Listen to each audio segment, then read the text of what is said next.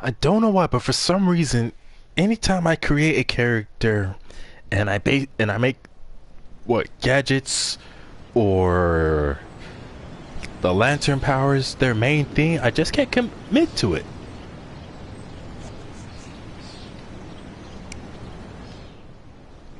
The only lantern power I've ever made a level 30 character kept for the most part was my rage character.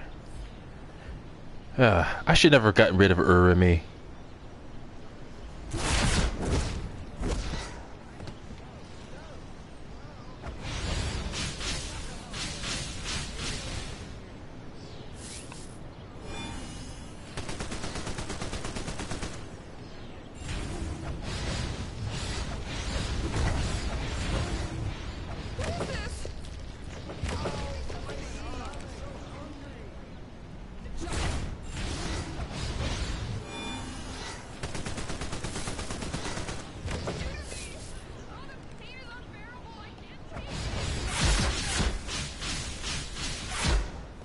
Too bad I can't change the color effects for the hand blast. The hand blast is always based off of whatever powers you choose.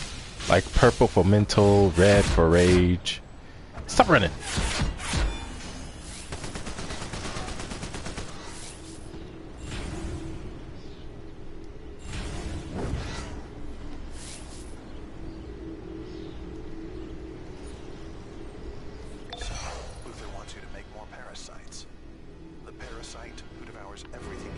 Man, already?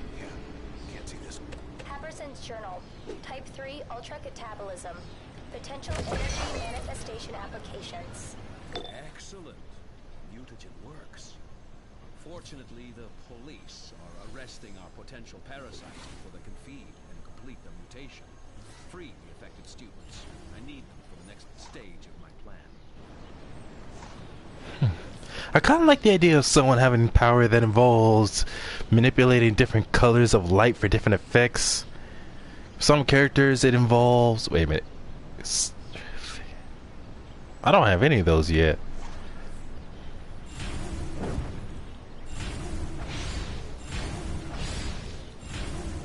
Nope.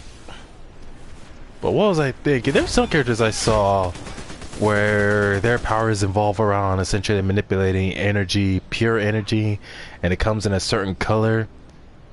But that color doesn't always necessarily turn into constructs, like with the various lantern cores, especially the green and blue not the blue, I don't know about the blue lanterns, but the green and yellow lanterns especially, and occasionally red lanterns. LexCorp needs a field test to see how the mutagen And Dr. Spectrum from Marvel. That was actually there's a couple characters that I made with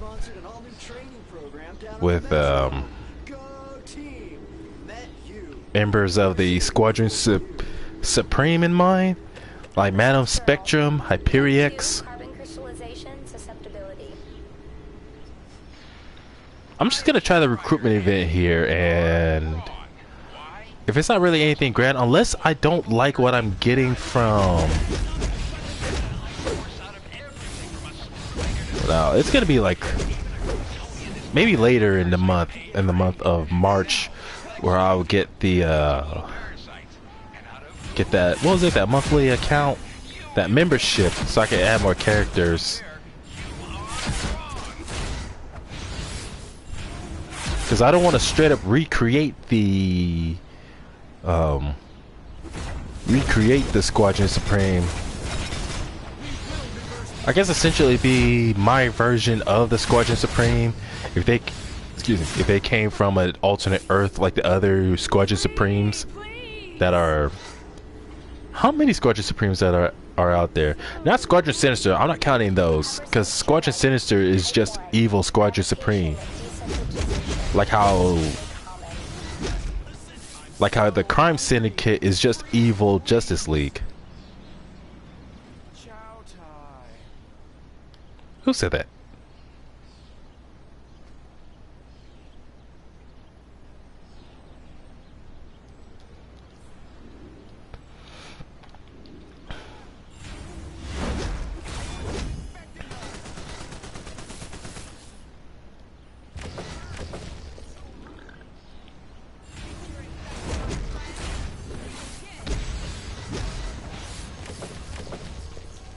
I think for the sake of simplicity, any new powers I get with light or the yellow lantern, I'll just stick to any powers where it's not any like specific construct. But I don't know how to explain it.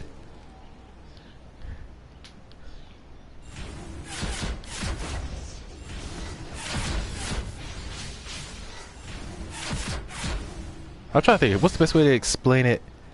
Like, imagine you can take some kind of form of energy, like light energy, and you don't necessarily make constructs with it, like how a yellow and green lanterns do with their rings, but more so, you make some kind of basic object, like say a blunt weapon, or something like a whip. But all it is just some energy string that's hardened to be able to actually hit people with blunt force, kind of like a whip. Not actually shaped and designed to look like some type of whip.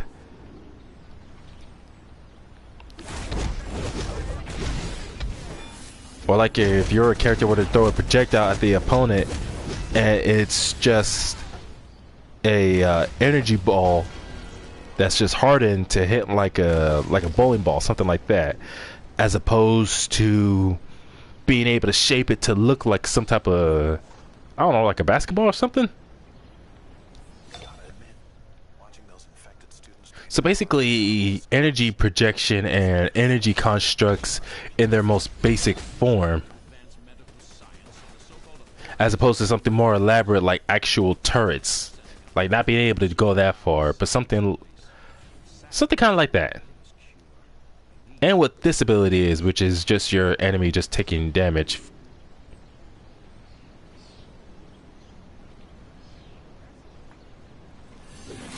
Your ability comes to an end today, punk. Yeah, something kind of like that.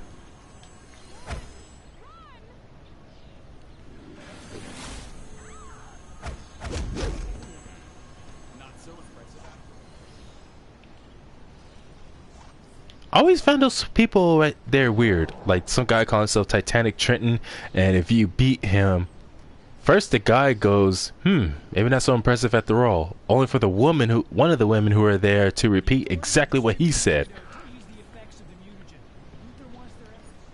And it's like, how are you just gonna say the exact same thing the other guy just said? Like, can you not come up with words of your own?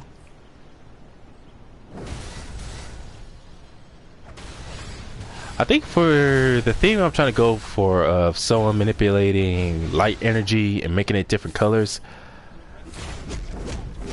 So there's nothing I can do for Hand Blast, because Hand Blast is always going to be the same color as whatever power you choose. And since I'm a villain, the light energy is always going to be yellow. But there is other energy-based attacks that I could possibly like try to change the color of. Like heat vision is more orange than yellow. And ooh, give him that what was it? That hard light shield.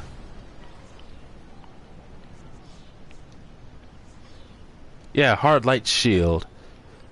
Cause that one, whatever color ends up being, is based off of whatever color you're using, like for your costume.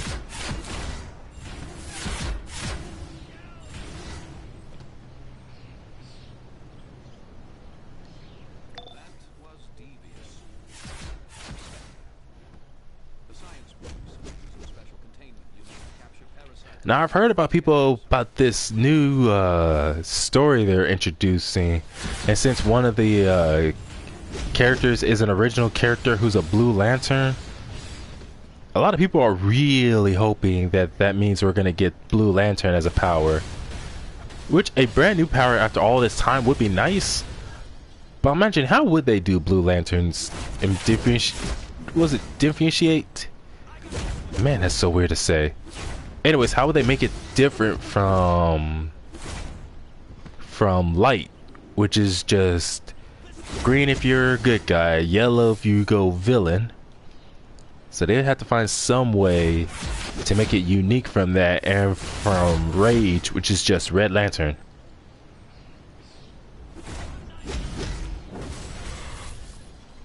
One thing I would like for them to introduce is a new weapon system based off of slashing attacks, clawing at your enemies, like how Cheetah does.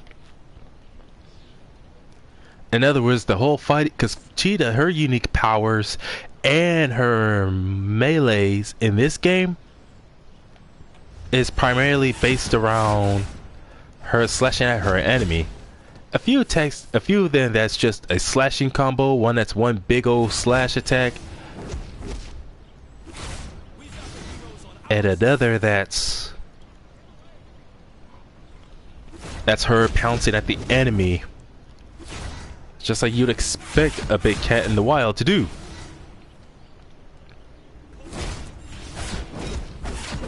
So they could do that. Take Cheetah's style, or a style heavily based on it, and give it to her, or give it to our characters to use. So that way, if we want to make a character who's feral, we can give them that, but without having to use Rage, because Rage moveset is cool, but unfortunately it's like you can't get rid of that constant glow in your right hand that comes with the light energy or rage power. So light power, rage power, yeah, that's just something you're gonna have to stick with, is the constant glowing on your right hand, and it's gonna follow you no matter what. That's why that's a compromise I do not like. Like, if I want to make my character a feral type of character, like kind of like Wolverine and Sabretooth, if I wanted to make my character a feral like them, or like Cheetah, any kind of character that has claws of some sort to use, with Rage being one of if not the only attack that I know of, at least, that has slashing attacks, then you'd have to go with that, but then you'd have to deal with the glowing red right hand. Or go with nature and use that roar attack, combine it with some of the iconic powers, which involves a high-pitched scream. I've promised him a big meal of Kryptonian energy in exchange for his help. Give me Power Girl's DNA, you'll have your reward too. Sweet. Basic claw strikes. So I can go with something like this. Again, it has to be some type of hard light construct, but not something like super elaborate, like those gun turrets, or that one superpower or super move you have that involves literally creating a big old helicopter to come and shoot at your enemies.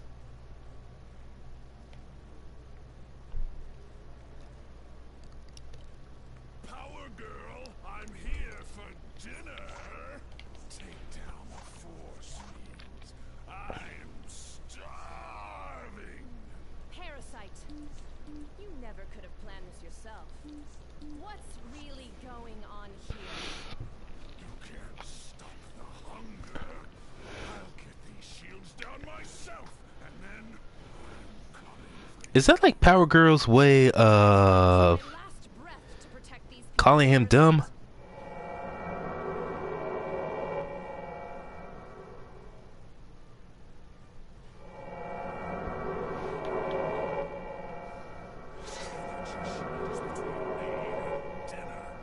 Use Luther's mutagen on some stupid Hey, have a great life, that girl. Oh, thanks. hungry. That girl from AU. That is gonna be a mouthful to say every time. Like, I don't know if I should go by your YouTube name or by your name for your characters in DC. Some of which are just variations of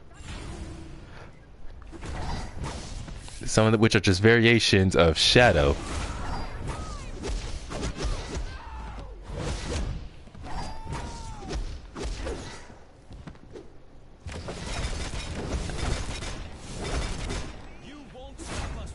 Seriously, some of these security guards in this game, like that guy I just fought called Sigma, kind of remind me of members of the Life Foundation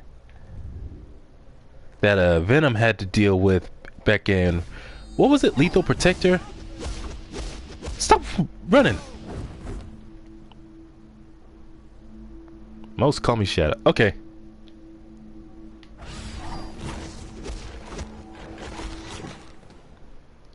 Wait, so true. What was so true?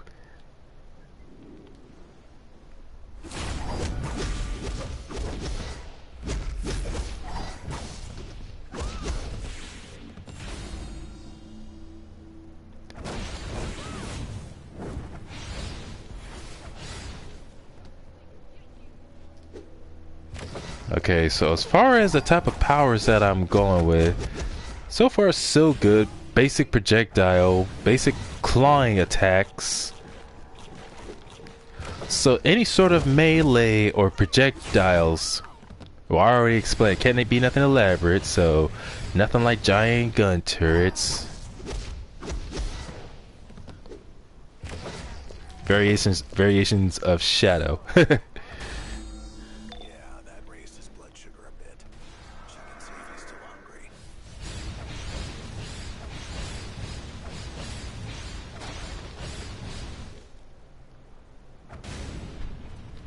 As far as adding the whole Lantern Corps as different powers, it makes sense that you will get yellow for villain and green for hero, since literally the yellow lanterns are, it's just Sinestro, because Sinestro used to be a Green Lantern and he took that invisible woman from AU. Why, thank you, ma'am. Oh, precision build. Precision? Anyways, where was I? Oh yeah, Sinestro, who used to be a Green Lantern, just took the idea of willpower, but then went with fear. So that's all it is. Like literally, the Yellow Lanterns are just meant to be a fear-based version of the Green Lantern Corps. That's all. So of course they have the exact same abilities, just based on different emotions. Whereas every other Lantern build or every other Lantern group has something unique about them. Like the Black Lanterns and the ability for the rings to bring the dead to life, or at least animate their corpses. The Red Lanterns turning their blood into this very, what's the word, caustic? Anyways, it burns, and it can burn through almost any substance, being one of the few things that can burn through a Black Lantern's constructs. And Blue Lanterns, their ability to help heal others. I forget what the Indigo Tribe's unique traits are. But anyways, Red Lanterns can burn through Black Lanterns. Blue Lanterns can heal anyone who has a Red Lantern ring.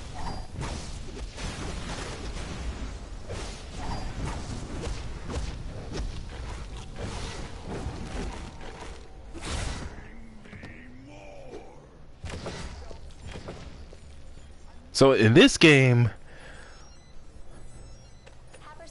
wait a minute, is it like a troll build? Reliably reproducible. Potential weaponization possibilities. Won't tell me nowhere.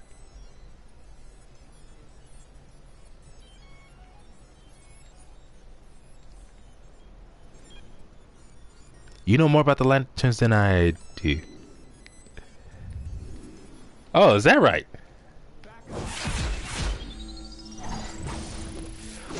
But where was I? So if I remember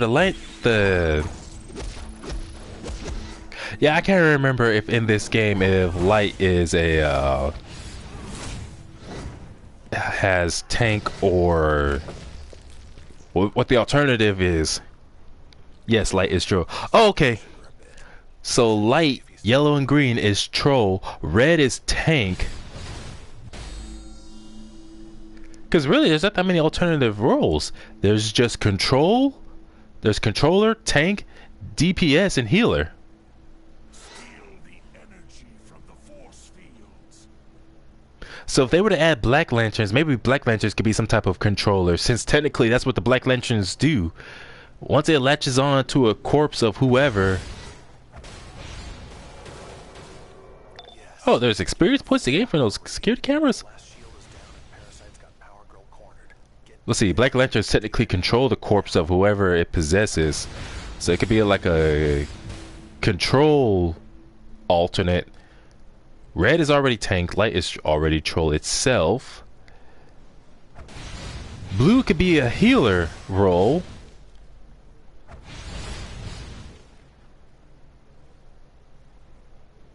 Still don't know what would Indigo Tribe be?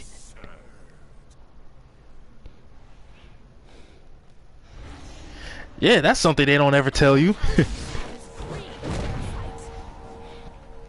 Even though it's only 5 points, but hey, anything to help your character level up faster. Though to be honest, the level up system in this game is weird. It's like sometimes you go somewhere, you're fighting enemies more powerful than you, and you're racking up like 20 points worth of experience, sometimes even 100 points worth of experience, and your character just will not level up no matter what. Until you go and complete a mission, then your character suddenly levels up. So it's like sometimes it seems like your character's leveling up faster than usual. Other times it's almost like they're not leveling up at all.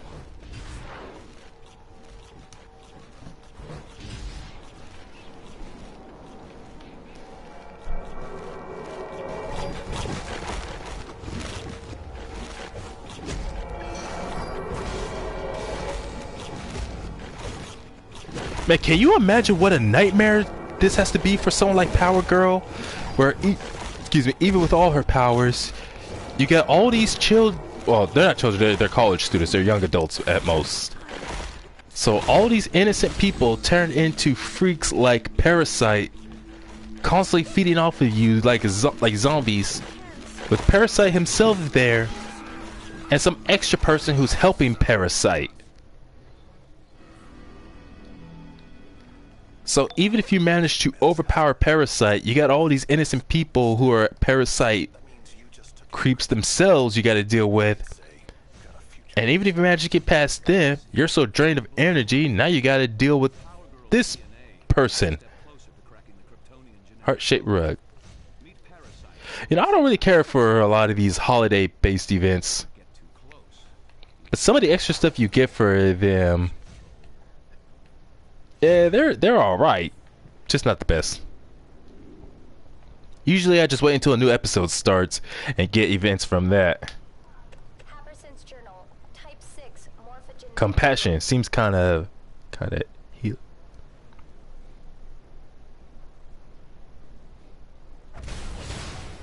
Oh yeah, because that's supposed to be the Indigo Tribe's Compassion, if I remember. And the Star Sapphires, I prefer to just call them the Pink Lanterns because that's their color, is just pink. Like I know they're called stuff like the Yellow Lanterns are actually called the Sinestro Corps, but I prefer to just call them based off their colors.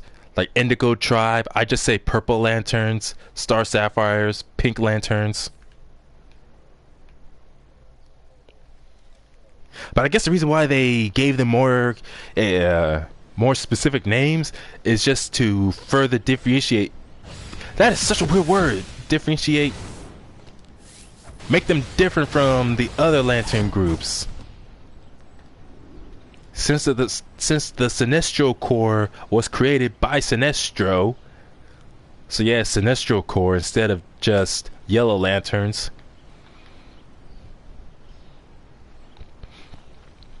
And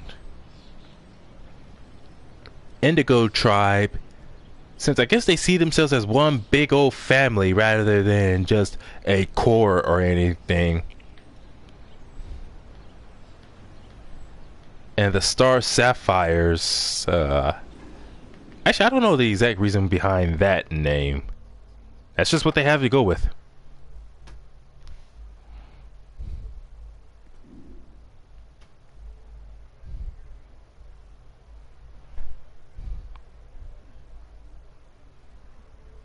You know, one thing I don't get about you doing YouTube and their live streaming is how it handles the chat. Like, what the heck was that? Dude just came flying out of there. Anyways, it had like by default whenever I go to a live stream, or even if I'm looking at my own stream as I'm streaming, it'll by default just say top chat. So to see all the comments, I have to do live chat. So I'm like, how does YouTube determine what is considered the top chat? Just based off of what people are talking about more? This is Lex Luthor. Since you performed the last task so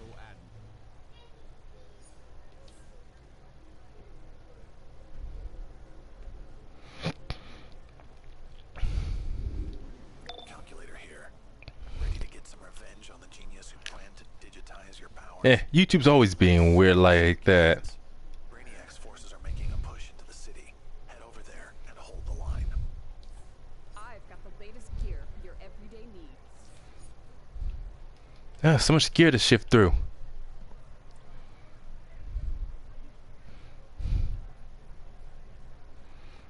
XP plus booster box. Yeah, I'll take that. See if give it that. Yep, there you go.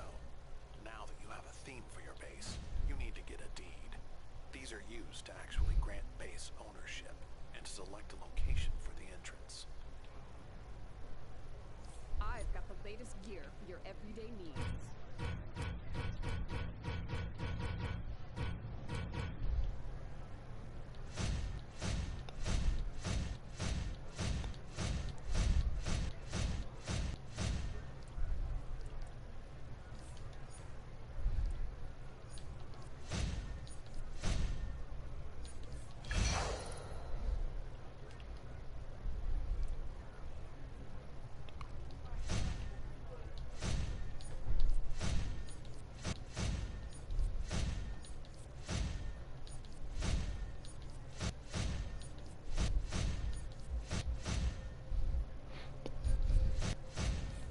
But I think wanted to take certain effects, like the light construct ability based off of the lantern core, other abilities or other powers like electricity and whatnot.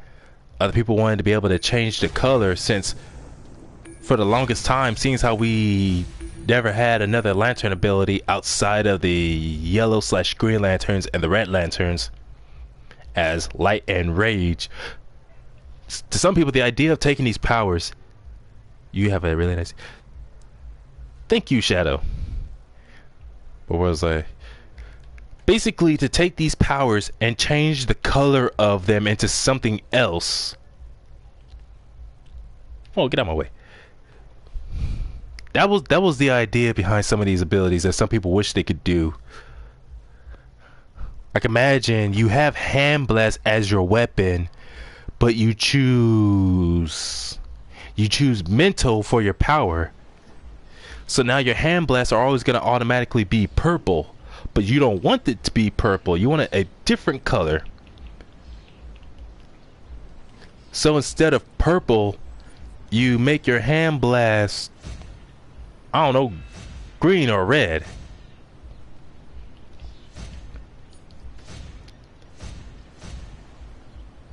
Or like your electricity, you want your electricity to be a different color.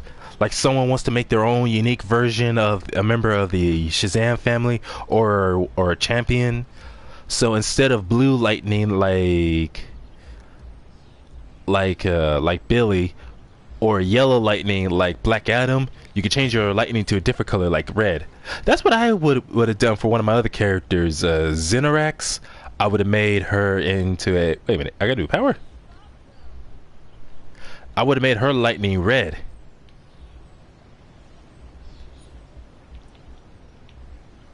Oh, right. Flight.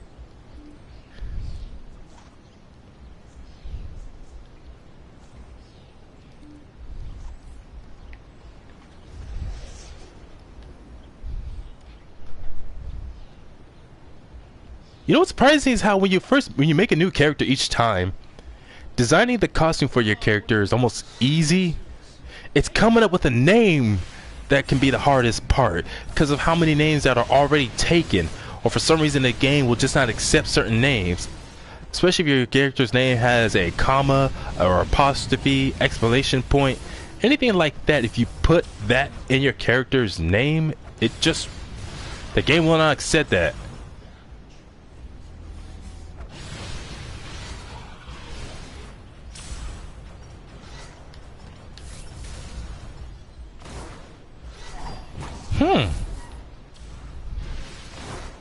Okay, so it looks kind of like a skeletal hand.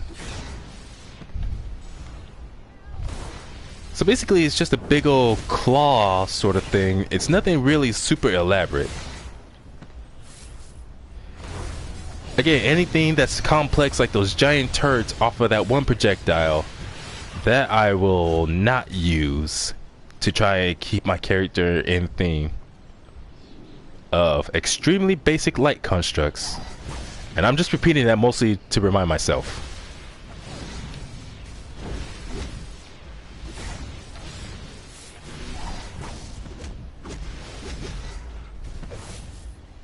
Because a big old claw hand like that, that's not too elaborate.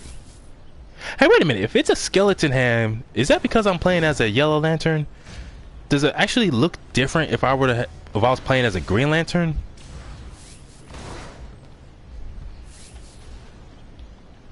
You know, another idea that people have talked about before that I also would have liked to see is to see them implement a different alignment.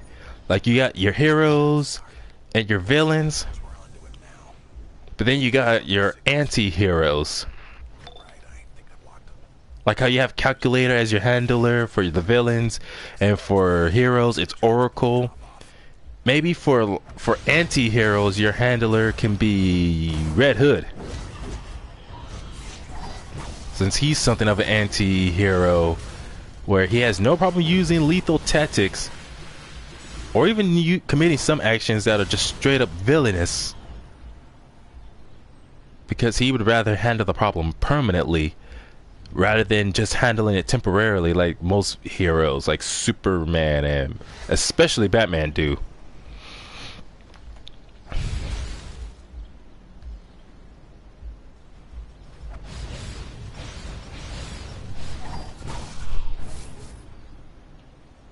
Dang, who's driving a big old truck outside my window? Must be them dang hooligans again. I don't know why, but I just like that word, hooligan. That's probably like the nicest way to refer to someone who's a troublemaker without using explicit language. As some would call child-friendly cursing.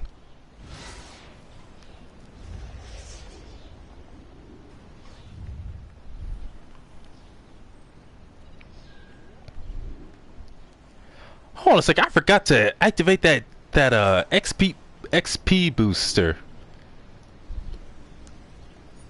How long does that thing last?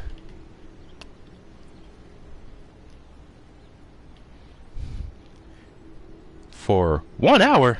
Let's see, it's 5:30 where I am right now, so then that would be about what, 6:30?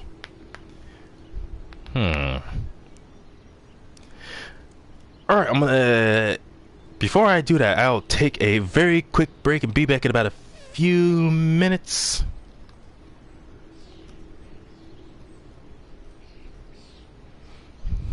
I'm trying to think, how long do I want to stream this? Because at some point I do want to get down,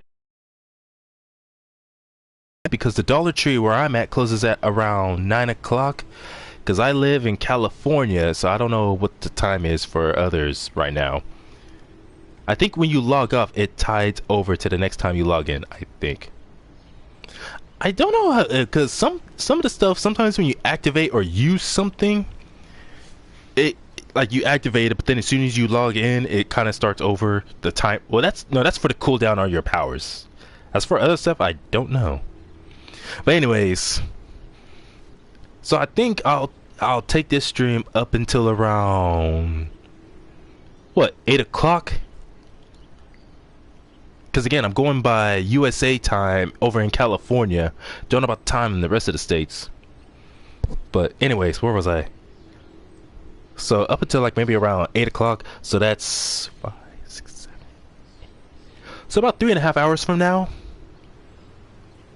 Wait a minute. 5, 6, 7:30, 7. No, that's only 2.5 hours.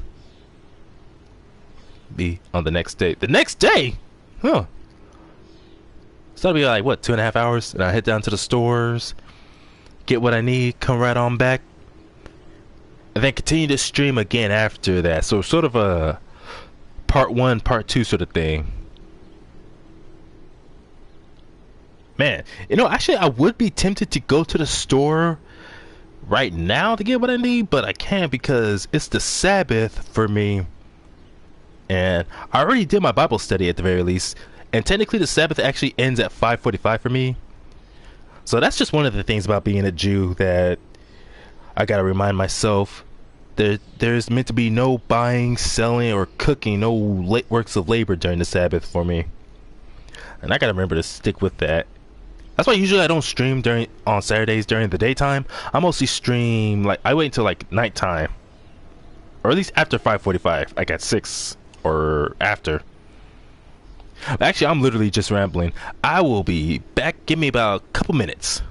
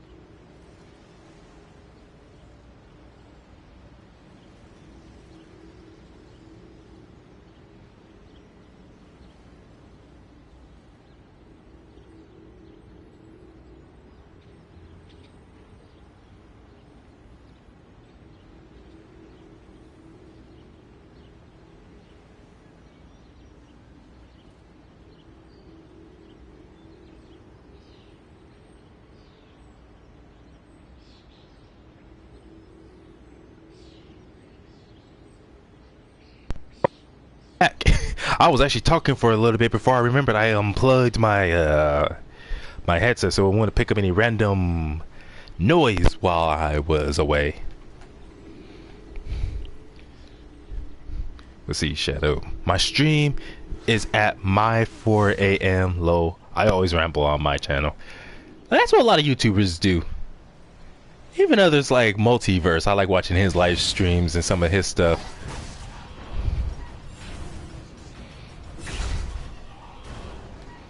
You know, some people like to listen to other YouTubers think and hear what they have to say.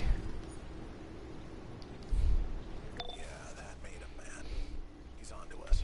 Hang on. Right. I'm switching to... But yeah, I know sometimes I have a tendency to ramble or talk a lot about things, even if the other person doesn't say much. So that's why every time when I go to work at FedEx and I let people know, hey, I do have a tendency to talk a lot or ramble a lot sometimes, so let me know if I'm bothering you or anything. And I've not yet had anyone have a problem with that. I think that mostly stems from how many times in the past where I noticed I would talk a lot, but then someone would get all mad and tell me how I talk too much, even though it's like I'm not talking to them at all. I'm talking to someone else, but they would be acting like as if I am talking to them, taking it so personal. Or I would talk at different times, and then later they would say, "Man, you always talk too much." And I'm like, "Well, why didn't you tell me before if it was such a problem?" Like, I can actually limit just how much I talk around you or to you if it's that big of an issue. Just as long as they ask nicely. I remember back in college, there was this woman. I used to go to the same college as her, and she really thought she was the biggest, baddest mofo around, like she was the boss of everyone. And it's like I almost couldn't say or do anything without her trying to control me, telling me, what was it? There was like one time, one of my friends there was a card he was looking for. He lost it, and he was like, "Man, it's my favorite card too." And I knew how much he was into that card series. I can't remember, it was Magic the Gathering or Pokemon. And so I just kind of said, mostly as a joke to lighten the mood or whatever it was, I said, "I thought they were all your favorite." He didn't really hear me, and she was all like, "I'd stop talking if I was you." And I told her, "Yeah, but you're not me." I remember part of what started it was the fact that, what was it, one of the first nights that she ever spoke to me, I was talking to someone else. I wasn't talking to her at all. And yet, for whatever reason, so there was she was sitting at one table, there was two other people at that table talking, and they were actually being a bit louder than me and a bit more obnoxious than me. And I was just talking with another guy, and she just exploded at me, telling me, "Will you shut the F up?" And I was like, okay, let me get this straight. So there's other people talking, just like this guy who I'm talking to is also talking, but somehow I can't talk. So I asked her, what was the issue? How is it I'm not allowed to talk, but everyone else here is? But she didn't even have any kind of response for that. She just kept ordering me to stop talking. One of the dumbest things she said was, "I don't want to hear your effing voice." I was like, okay, she wants to be all petty and rude and childish like that. She can forget about any respect from me. So I gave that same energy back, kept telling her, "I don't give a F what you want." Talking about, "I don't want to hear your effing voice." And I made it clear, I don't care. I'm not going to stop talking just because you want to be picky about who can and can't speak around you. And she tried that bossy attitude plenty of times before, way too often. And I was way too patient with her. Nah, people...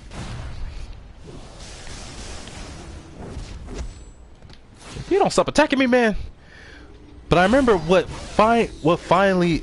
my breaking point with her was... it was at some point, it was me and one of my friends, another one of my friends who I hung out with. And there was this game he played. It was called, what was it called? Puyo Puyo? Something like that. It was a game that, if anyone who's ever played Eggman's Mean Bean Machine, anyone who knows that game, then I don't know, I'm assuming someone would know or not. Eggman's Mean Bean Machine is based off of that game, Puyo Puyo. And me and that friend, we were super competitive in that game, even though he would consistently beat me, and I would always keep saying rematch or one more game. So on this particular day, he beat me many times in a row again. And I wanted a rematch, but I was gonna be late for class, so I was like a few minutes late for class. But I didn't really care. So he beats me, and I was all like, "One more round or one more game." He's like, "Wait a minute, don't you have to get to class?" Like, he was kind of messing with me, but he was right. I didn't need to get to class. But I literally just said, "I don't care. One more game." And she didn't like hit me super hard, but that same annoying woman, she basically swept at the back of my head, trying to give me orders, telling me to get going. And I exploded because one thing about me is that I cannot stand it when people touch my head. Like, that's just one of my things where I'm very cautious about physical contact to begin with. But touching my head, that is an absolute no-go. So her swiping at the back of my head like that, and then trying to order me to get to my class like she was my mom or something, I just turned towards her and I went off on her. I was like, first of all, don't be telling me what to do, trying to give me orders like you're the boss of me. You have no business telling me what to do like that. Second, don't be hitting me in the back of my head like that. You need to keep your hands to yourself. And she still tried to act like she gave a damn or something, telling me, if you got a class to get to, then you need to go. And I just yelled at her. I yelled, I don't need your effing help. And she almost looked like she was about to cry or something. That finally shut her up. Like, my friend who I was playing that game with had to calm me down a little bit. Because I will admit, I was actually ready to put hands on her that day. I was ready to rumble that day. Because I was tired of putting up with her BS. Because I already made it clear I was not going to just do what she says or let her order me around. But for some reason, she just had this idea in her head that she was the boss of everyone. I think her issue was just the fact that because I wouldn't let her boss me around, I guess she saw me as some type of challenge. Like a challenge of someone who she has to conquer, some weird thing like that. Almost kind of like how Lex Luthor is towards Superman.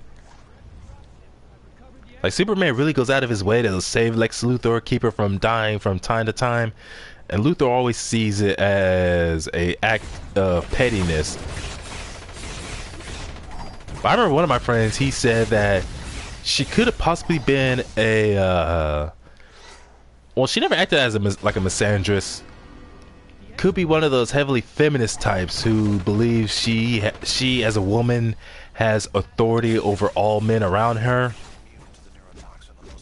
and that's why she couldn't stand hearing me talk so much. Or wait, construct that attack helicopter. Nope. She's your arch nemesis. Arch nemesis. More like the Bizarro to my Superman, if that makes sense.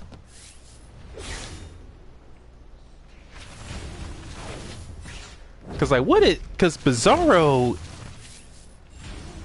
well, see, people like Bizarro and Mixius Pitalik are more like a complete annoyance to Superman than they are an actual threat.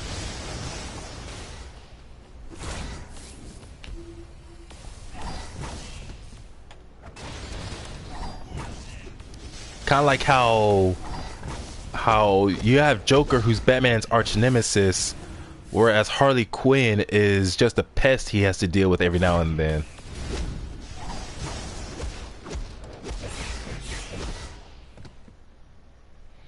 Bizarret.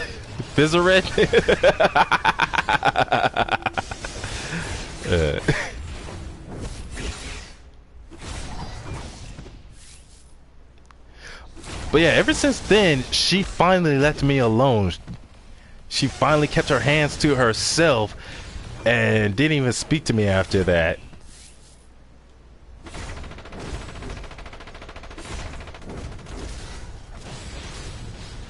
I don't know, I guess because I've personally never seen anyone else like go off on her like that before. So I guess she just wasn't used to that. But you always get people like that where they act tough, but then when that person who they're so used to behaving a certain way towards and getting away with it, that person finally snaps back and makes it clear they ain't gonna tolerate that nonsense, that disrespect anymore. Oh man, I should have saved that for one of my weapons. Oh well. Okay, so what do I have so far? So basic projectile. What the heck even is that? kind of weird projectile is that? So I got my forward moving construct damaging there. It doesn't even say it. It just says ram. Glad she left you. Yeah, I certainly was glad. Slash your target with giant claws. Grab your target with giant construct hand. Create construct chompers to latch onto your enemies, damaging them over time. And a shield, but a shield that's based off. Yeah. So this is what I like about the hard light shield, where the hard light shield is based off of the lantern ability of using your ring to create a shield around you, but the color is based off of the color palette you use for your clothes. Because that's what I want to make. Madam Spectrum is essentially someone who uses different colored lights. That's why it would be so nice if certain moves like your powers and your weapons, if you could change the color for them. I'm sending in reinforcements to help beat back to Hive, so I repeat, defend the exobytes. My favorite is the whiplash, but I don't think you have it yet. Hardlight shield is from Swatch. What the heck is Swatch 1?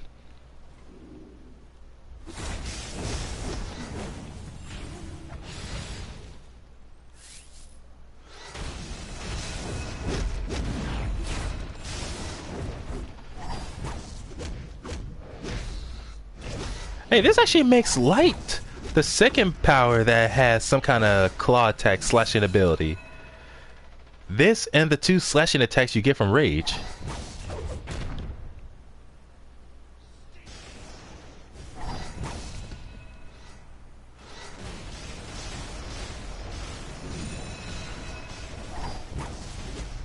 Oh, you talking about the color palettes?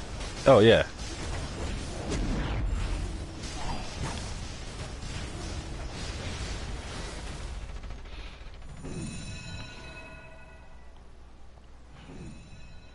So just to remind myself, basic construct or hard light attacks, nothing elaborate. And so far I have a pull with a giant skeletal hands and giant claws. Weird projectile. Oh right, this attack over time thing, I keep forgetting to use that. Hey, wait a minute, is there any other energy-based iconic attacks I can use that are of a different color? Let's see, the robot sidekick, the color of the robot sidekick depends on, if you use the regular one, it's just a robot, but if you go with the power-specific sidekick, then its color is based off of whatever power you have.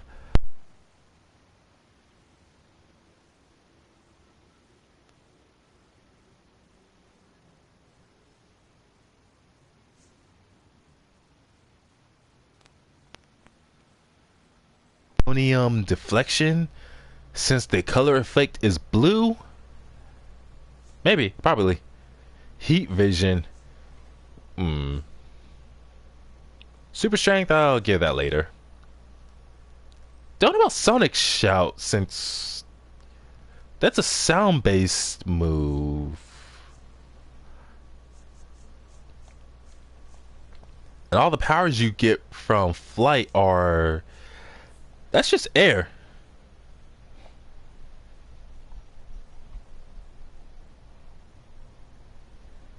When looking for couch fabric or paint.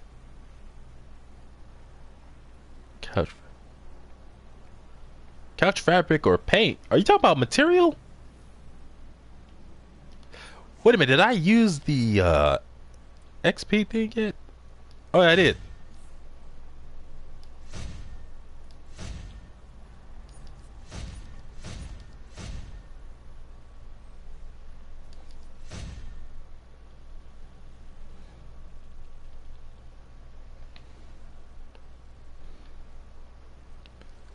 Bionic.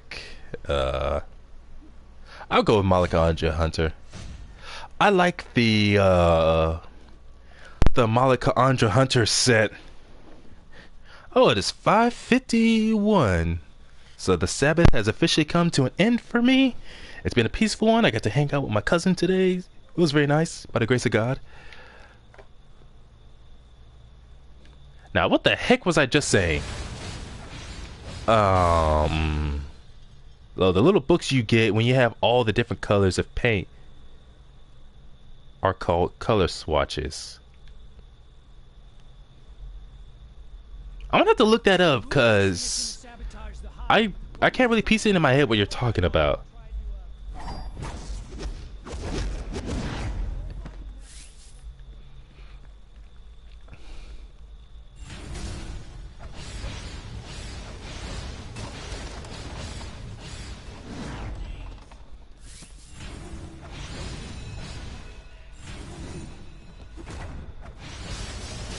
Yeah, I gotta remember not to accept any daily rewards when I have a character that I'm trying to level up to level 30, because like there's no guarantee I'm gonna keep the character. So I gotta remember not to accept or open any reward boxes. Hey, that's private. Your feeble mind couldn't possibly understand it. Or read my handwriting, for that matter. I like how he's making a big deal about us taking his equipment, saying your feeble mind cannot handle it or understand my handwriting for the most part.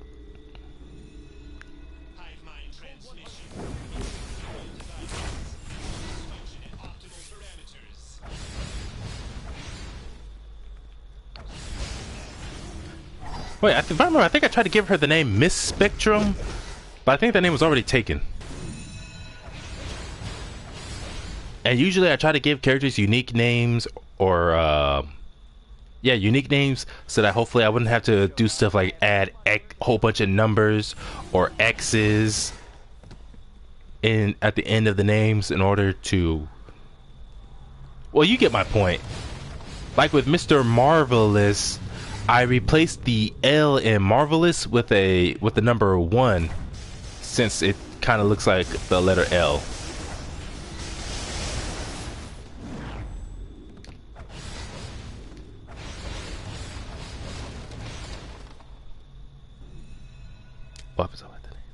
Yeah, and it's like there's some names that I tried adding, but it wouldn't let me, because again the game will say how it basically, the game will not accept that name if you add something like apostrophes or certain other, I forget what the word for it is. Don't take that. Certain punctuations. For some reason the game will not accept those. And I don't think I've seen anywhere where it explains why. And then there's some names where it makes sense as to why not, because the name's already taken somewhere in the game, and they want to avoid too many people having the exact same name. So that I can understand. I have no go in a few minutes, but I hope you have a good live and great night. Thanks, Shadow.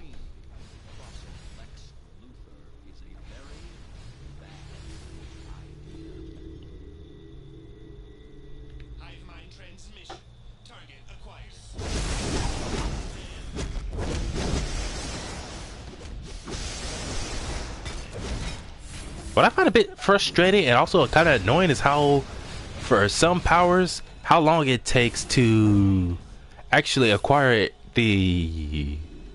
a shield. That should be like something you get very early on, actually, before you even fight your first boss. It should be like level, I don't know, level 2, 3. At least up to level 5. Like level 5 should be the earliest your character gets their very first shield.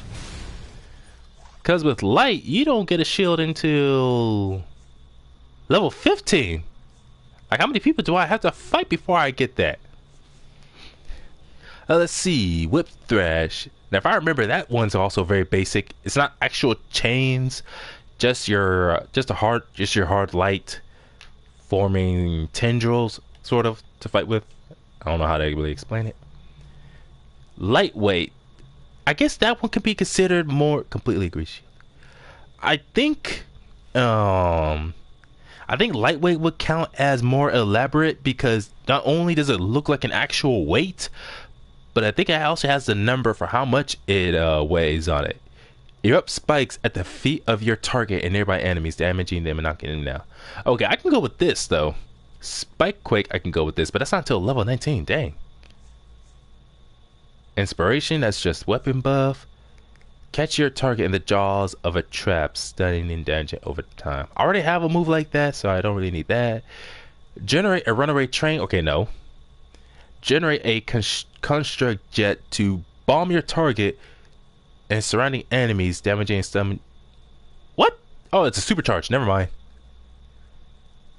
Boxing. Pummel your target with boxing gloves made of hard light, damaging, knocking them down. I don't know about this one. Ooh, light blast. Bast. I said bast. Blast your enemies with a blast a beam of light at each of your enemies, damaging them. Hey, what the heck? I was reading that, jackass. I gotta watch my language. I don't want my little sister to hear me. Light blast. Now see, each beam attack or beam adjacent attack, kind of like what nature has, it's always not until you're somewhere in the late 20s, level 20s, close to level 30, that you get a move like that, as cool as they are.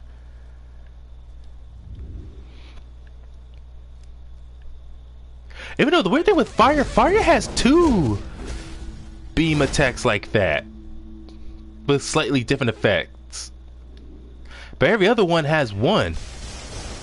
But it's like with nature, it's not even a beam, it's just multiple vines, spiky or spiked vines coming out to attack the opponent. Which makes sense since nature is literally using plant life like Swamp Thing, so it makes sense that it wouldn't be capable of firing a energy beam since you're using, well, I already said you're using plant life. And plants aren't exactly known for being able to fire beams at people. So extending vines or like something very spiky that could pierce people, like sharpened wood, that's the best compromise it can go with. But as far as the ones that are actual beams, ice, atomic, which is another one that's my favorite. Let's see, ice and atomic are my favorites. I can't remember which other ones. But see you later, Shadow.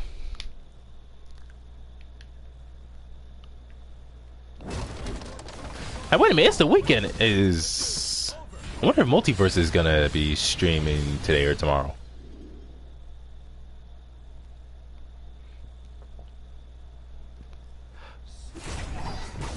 But as far as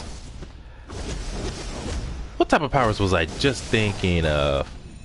Which powers I find to be the most, let's see, powers that are not just fun to play with, but also very aesthetically pleasing, like the sound effects they have, as well as the variety you get from them. Atomic, ice, and mental. I don't know why they called it mental. They should have just called it psychic. Because that's what it is. It's psychic. Like, yes, psychic is using your mind, mental abilities and whatnot. But calling it mental just sounds weird. They should have called it psychic. Psychic or... Now, psionic is a type of psychic power. Bring the exobites to Brainiac! Guards!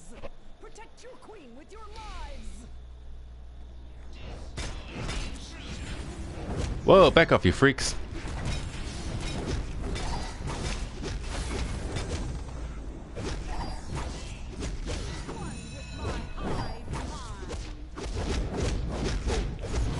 Okay, one of the trophies, or not trophies, one of the feats you get in this game that is so irritating is the ones you get if you don't use any supercharge as well as any healing abilities. And that's annoying because it's like the supercharges you get in this game for the most part are actually pretty fun. And so it's like a boss fight is one of the perfect times to use it. So you build up all that meter for your supercharge, only for the game to say, hey, you want more skill points? Then beat each of these bosses without using your supercharge. This super fleshy move that we gave you.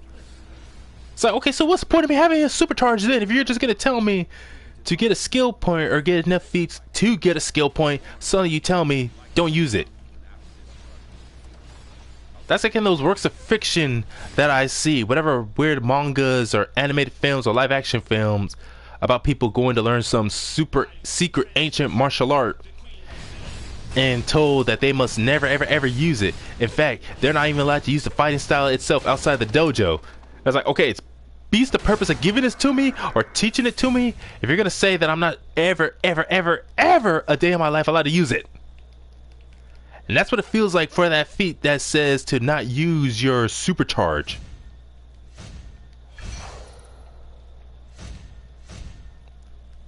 Like, if anything, the feat instead should be to use a supercharge at least once, or to defeat that boss or certain bosses with that.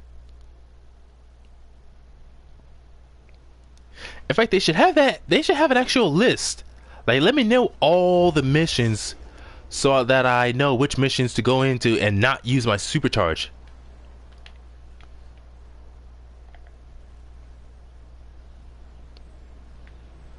Yeah, what's that? The heck's going on in the chat this time? Saying Gohan. I'm weird. You don't know me, kid. You don't know me, kid. Too. They toxic too, so I don't know. Trader Meliodas. I never needed defending from nobody, bro. All you do is make things worse. Game won't allow me to show true power. 8V. Or is that some kind of weird emoji? Vegeta, the only goat. How? Man! It's not even just in this game, but chats and public chats in just about any game that allows it is always something weird. That's why that's one of the things about Dragon Ball Xenoverse 2 that I actually don't mind, is that you can't, there's no open, well, there's a chat that you can use, but it's only the pre-made messages. You can't type any unique message yourself into the public chats or even in private to other people. It's only whatever list of phrases that are already in the game that you have to select from that list.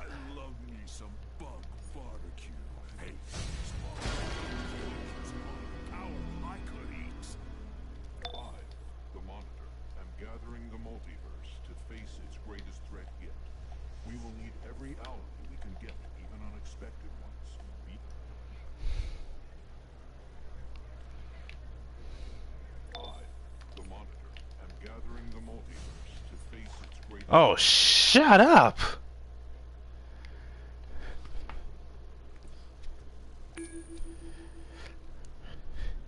Man, that's one thing about this game that changed in an update long ago that I hate.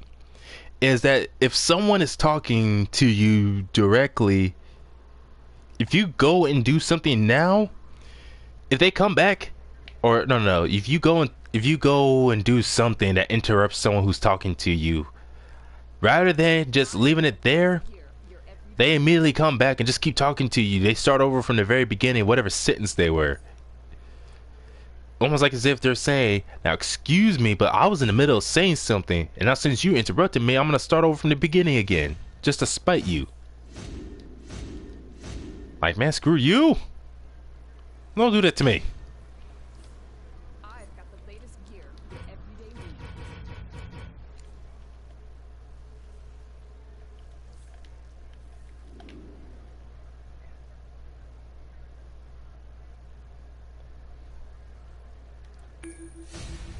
Dr. Happerson. What the heck kind of name is that? Dr. Happerson. Nicely done gathering these from Little Bohemia. Some of my earlier splicing work, to be sure, but still very valid. Make sure anyone else who has seen it stays silent. The company has approved any means necessary.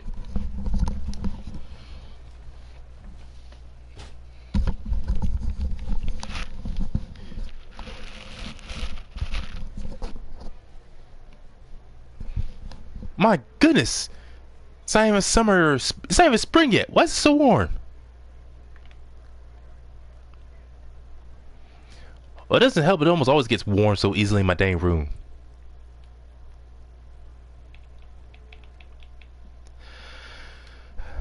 Alright, let's go to the House of Legends so I can get my ally.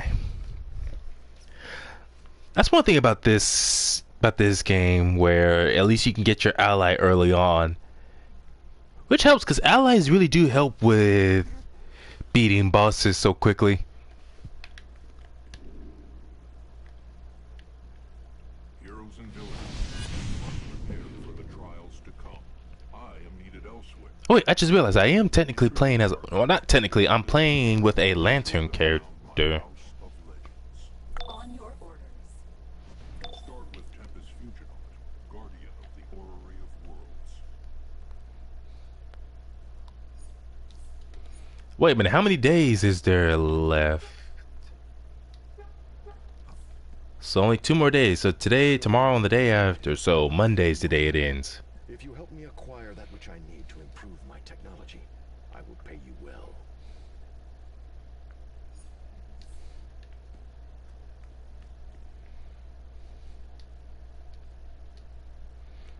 Hey, a fellow lantern, Rage Lantern. Cool costume, fellow lantern.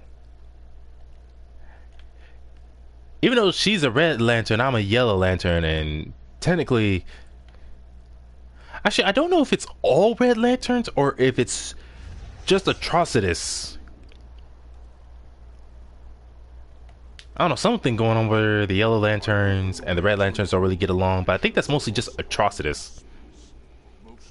Hello, Jason. Sorry I'm late. Eh, no big deal. The absolute highest tier equipment can be found on an assistant close to Energy Reaver. Man, the costume does look cool, actually.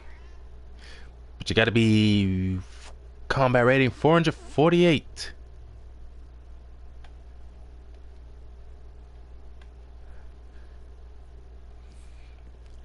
All this lantern nonsense. You get the blue lanterns and the Indigo tribe. Honestly, I hate this current story so much, man. For one, because of all the magic stuff going on, and as a Jew myself, I am highly against magic. Scriptures say to stay away from magic, so I prefer to stay away from magic at all costs.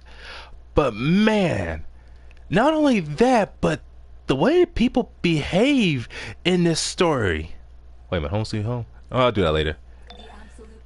I'm pretty sure people already know what the story behind, what was it? This current story arc we're in the middle of. But it's like literally every time you complete a mission, and then it tells you, go back to the pub to talk to whoever. It's like, but we have a radio, well, technically it's one way, but treat it like a two-way radio. Just tell me what it is I need to do and where to go.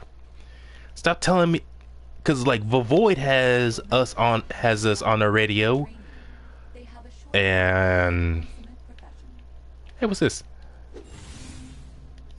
Let's see, Void. What's that Blue Lantern's name? I already forgot her dang name already. I really don't even care. Her and Constantine, John Constantine, have us. They have our contact to talk to us over a radio. So why do we need to keep having to go back to the pub every single time after each individual task? Because even if you're a flight or super speed, like super speed would get you the fastest, flight would get you there the safest because you could just fly over everything. But if your character doesn't have any of those but has acrobatics, it's gonna take a while going back and forth. And needless to say, that is annoying. But then also the way they handle the story, like for instance, when you and that Blue Lantern, I forgot her dang name, and Constantine, you go into what's supposed to be the Blue Lantern, her sister, whatever the hell her name was. You go into her lair, then you find out Void is there by herself. I don't know why she went in there by herself. But anyways, she goes in there by herself, idiot, and you have to go and save her from that crazy killer. But then by the time you get to her, she hasn't killed Void yet. She's just holding Void in the air. And yet, for some dang reason, I really gotta watch how much. I can't raise my voice too loudly because I don't want to bother the rest of my family. But for some idiotic reason or another, your characters just stand there. The Blue Lantern just stands there, doesn't do nothing to stop her sister, and our character just stands there watching the whole thing, which leads to Void getting incinerated, or I don't know if she was incinerated, reduced to ashes. She was killed. I'm like, why did we just stand there? Why didn't are we supposed to be trying to save her? Why didn't we do anything? What kind of sense does that make? Like, why would you just stand there when you could clearly get in there and save someone? Especially if we're playing our character and our character's supposed to be a hero. Like, if we're supposed to be a hero, why are we just standing there while that woman is torturing Void and just letting her die? And then after all she does, she killed so many innocent people, heroes, non-heroes, basically anyone who had exabyte powers. I'm pretty sure some of the people talk about how those with exabyte powers were not either a good friend of theirs or even a spouse. So that's that friend or spouse, that loved one that's never gonna come back because they're dead because of that crazy woman who happens to be the sister of that Blue Lantern. And yet, a freaking member of the Indigo tribe comes and turns her into a member of the Indigo tribe. All while her sister, the Blue Lantern, is consoling her while she's just standing there acting all apologetic, talking about, oh, what terrible thing have I done? She's just standing there crying while her sister's consoling her. And I'm like, screw you, you fake old Blue Lantern. I understand that's your sister, but what about the others who had siblings, friends, spouses who were killed by that maniac? And then that stupid Indigo tribe woman comes along and converts her into a member of the Indigos. And what, so she just gets off scot-free? Not even talking about Mr. Miracle here. She just gets away with that?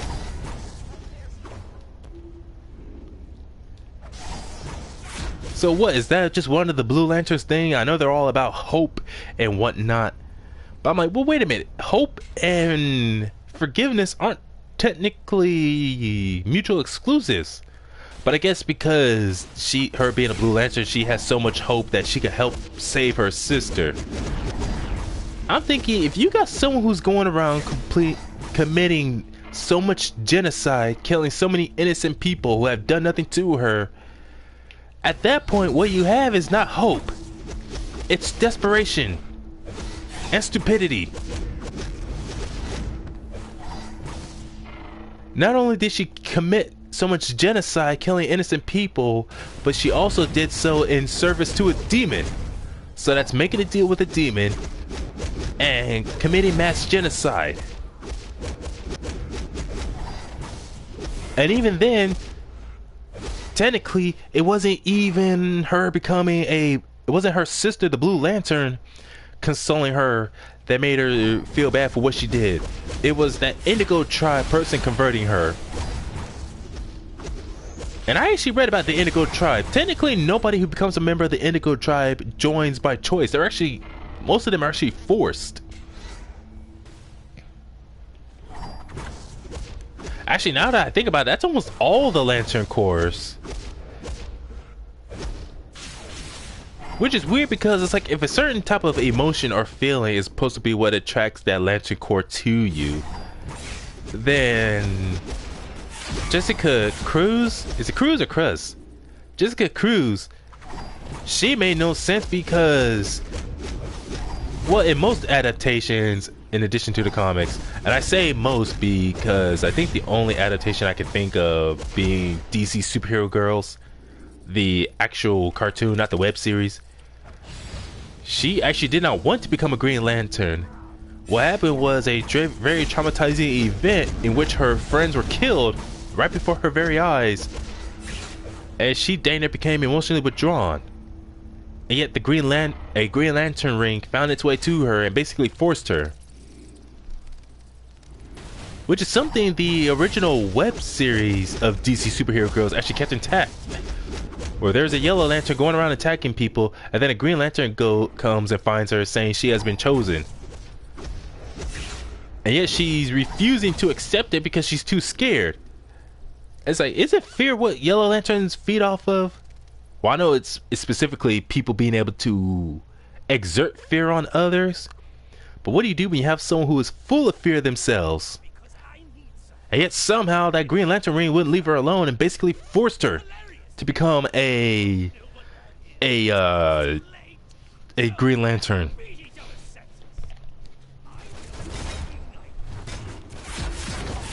But seriously, I'm pretty sure by now I've made my point clear. How it's not even just the fact that the story is based in some way around magic that irritates me. It's just the way they're handling the storyline. Someone committing genocide, killing innocent people after making a deal with a demon, yet her idiot sister just is like, there's gotta be hope for you. I refuse to give up on you. She's working with a demon and killing innocent people in the name of said demon. Again, that's not hope. That's desperation and stupidity. And then we finally defeat her, and she's all like, fine, you beat me, now finish it. No, I still must have hope that you could be saved. Oh, I forgot about that with light construct. It's a lot like Celestial. One move, all these combos of these moves. Stop that. All these moves transitioning from one to another. Anyways.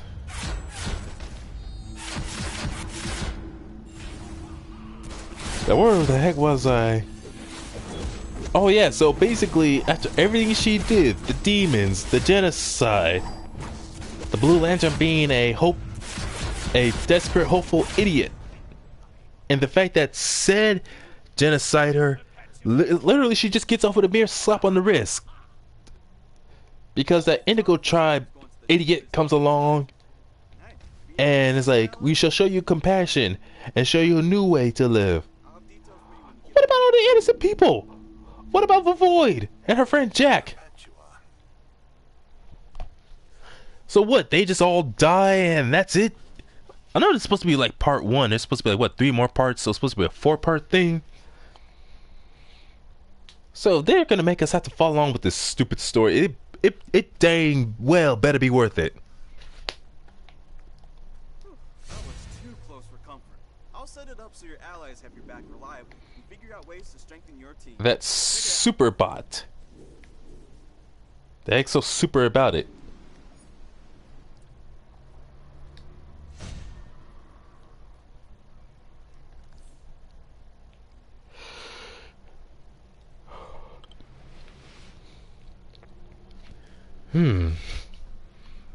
You know, besides Matt, I tried to give the name Miss Spectrum, but I already said earlier I couldn't because that name was already taken. Dang it. Madam. You know, I tried actually adding Madam as in Madam with an E at the end, and yet it wouldn't let me do that because that name was already taken.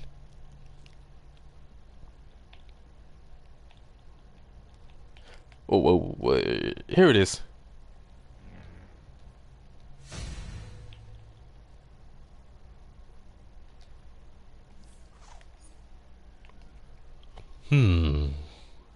Tomorrow will be gigantic emotional baggage.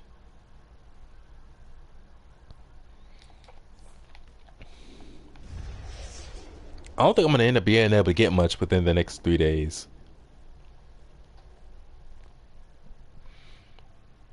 But this does give me an excuse to start actually collecting more lantern-based stuff anyways.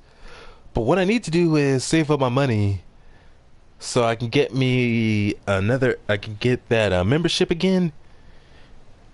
And that way I can recreate my Red Lantern, Urumi Kanashimi. She was actually one of my favorite characters that I used to have. I don't know why I got rid of her like an idiot. The rage ability is so cool.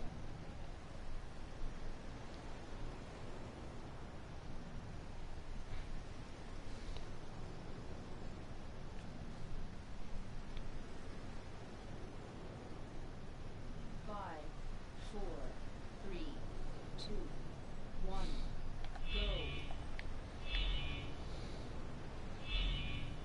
Kind of weird how some of these hearts, when you collect them, some of them will just simply knock others around you away. Sometimes it will just simply give you a speed boost. It should always just be a speed boost, just to get this race over with. But one of the most annoying things is that sometimes you'll fly right through a heart, and yet for some reason the game doesn't register as, see, I just flew through that heart, but nothing happened.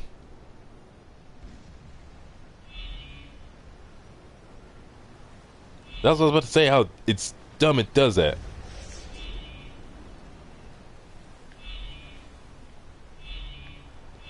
And what the heck they gotta give me wings for? I already have flight.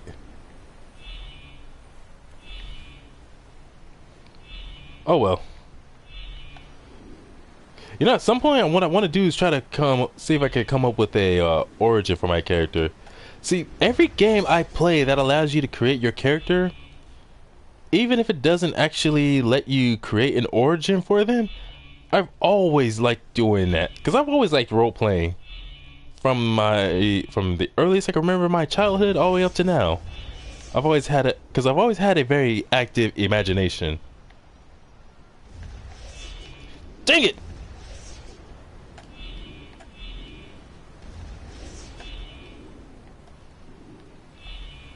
Like, but just about every character I have so far, I have a origin and a backstory for them so far. Except for Mr. Marvelous. I can't think of a backstory for Mr. Marvelous. Now, when I made him, I was looking at all the different characters I had, and I realized what I wanted is I wanted to have my own so-called Superman type. I had one, but it was a female character, so I want to have like a male who wants to be in a group. Yeah, right. Hey, is my mic still working? Yeah. So anyways, I wanted to have a character, at least one character who was a male Superman type, because I only had at least one, and it was a female character. So I guess evil Supergirl type.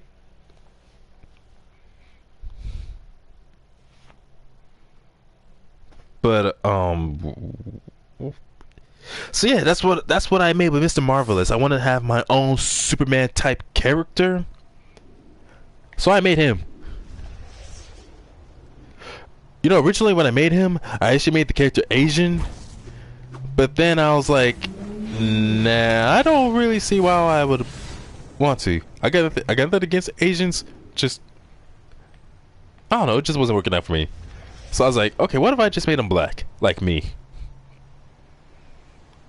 Only if I were to get superpowers, like say for instance, if I had the same physical abilities like Superman, super speed, flight, durability, strength, stamina, all that other good stuff.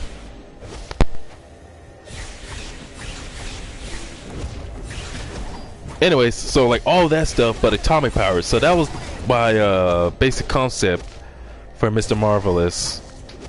In other words, a Superman type, but instead of like heat vision, he has a bit technically, yeah, so instead of solar energy, it's atomic energy, nuclear power. You give him a custom Earth as well. Custom Earth? You mean like a Superman type with Earth, like with Earth as the power? If that's what you're talking about, that's what I did for Centurion. Hey, where'd he go? Just blinked out of nowhere. Anyways, that's what I did for Centurion. I gave her flight, strength, heat vision, with Earth as the base power. And even then, that's only for like a couple of the attacks. The continuous ground and pound, the single ground pound, and that tremor attack, that foot stomp. Now, like for example, I'm from Earth Zero, aka Prime Earth. Oh, I've only did it for one of my characters. I'll show in a moment. Let me just take care of this real quick. Keep the crystal protected.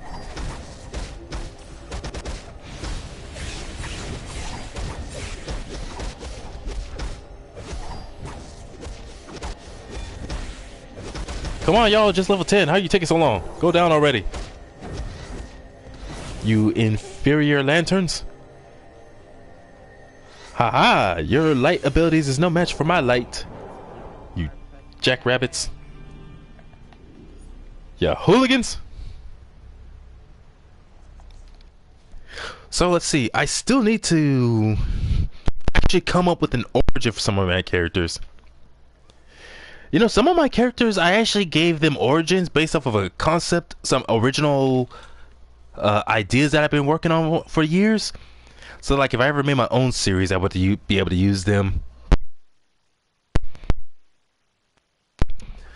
So, let's see. Madam Spectrum and Mr. Marvelous. I still cannot think of a solid origin story for them.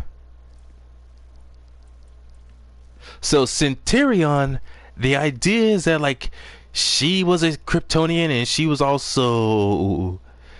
also was blasted off planet and somehow made her way to Earth, just like Superman and eventually Supergirl.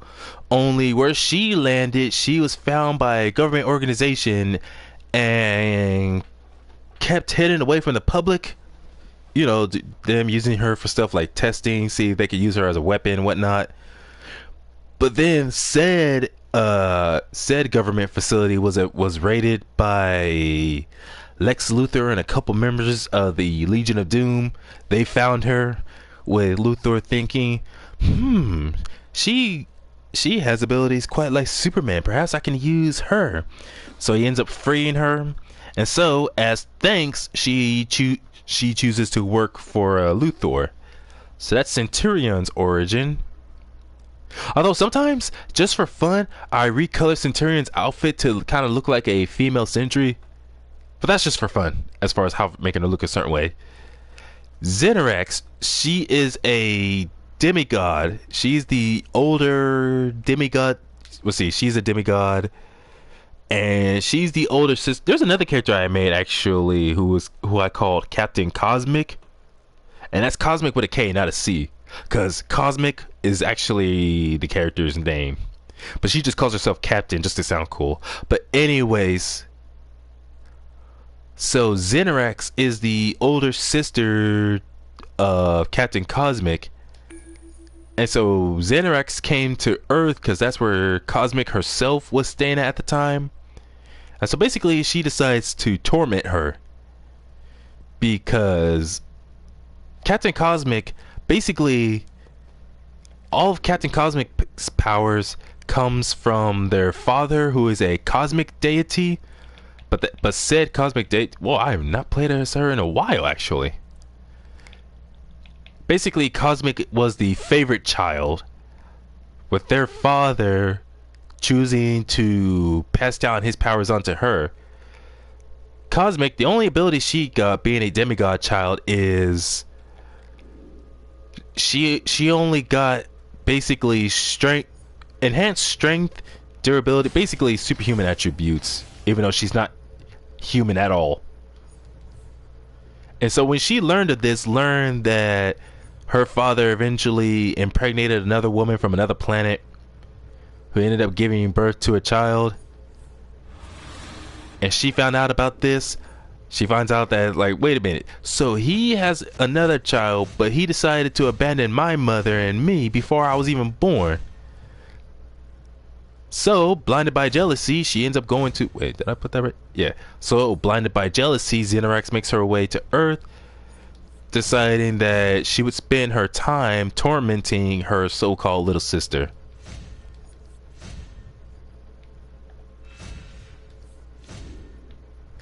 Now that I think about it, that's actually a lot like in the... I'm trying to remember, was that not in Exodus, in the book of Genesis, with Abraham and his sons towards Joseph, who was the favorite child. Anything else? All right, and I think I'm gonna sell these because I don't need them.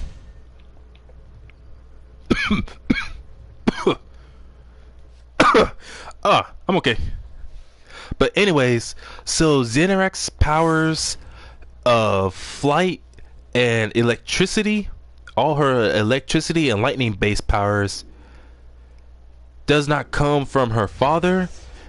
Instead, her electricity powers actually comes from her mother, because her maternal family, basically her mom's side of her family, their whole species has the ability to manipulate lightning and thunder to control, like, electrokinesis. I should have just said that.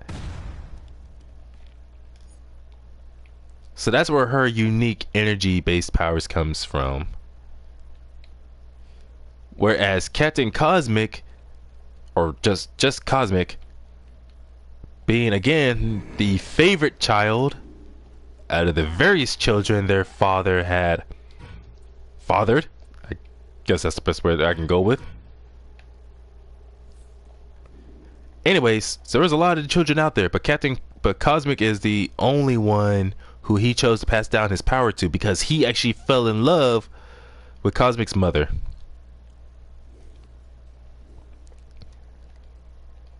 Hence why Captain Cosmic herself has quantum abilities, because that's what her father's abilities are.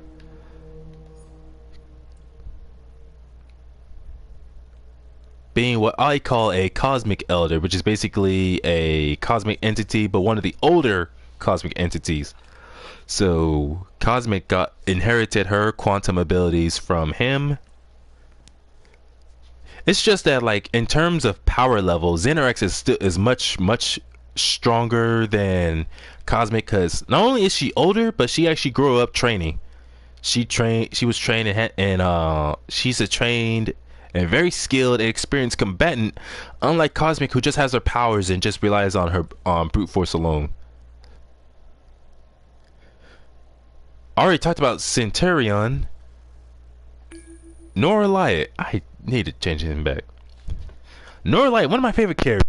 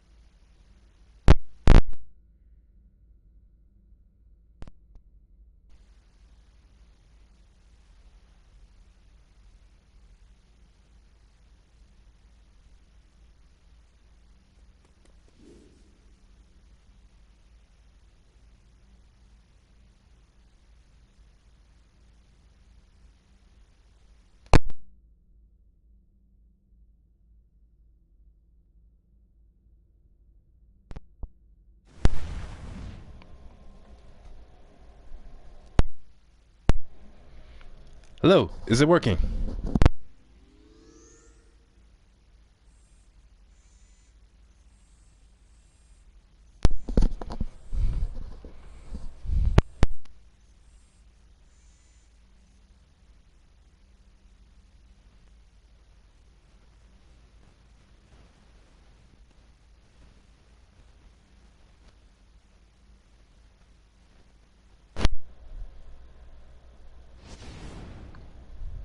Can't hear it on my computer.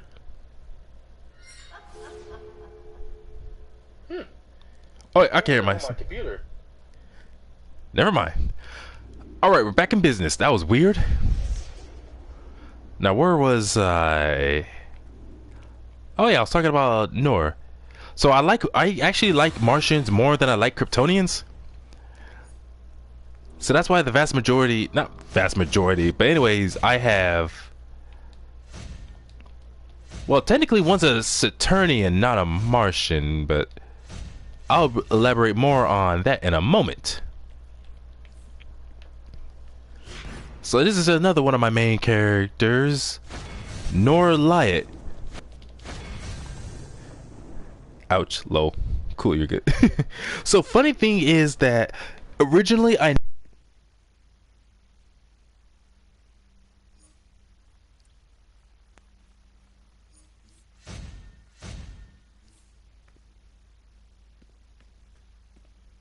Good work.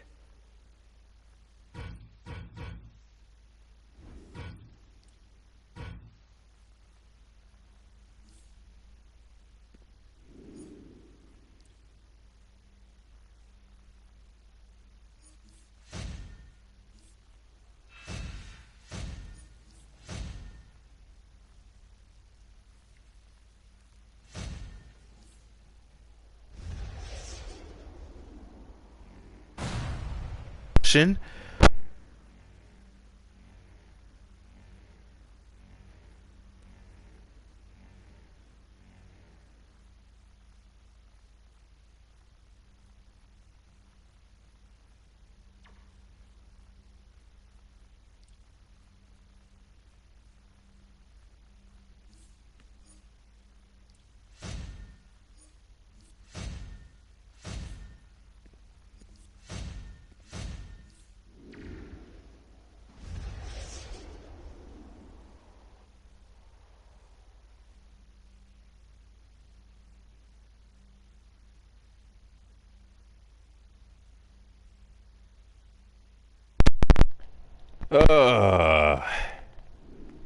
This mic is gonna kill me.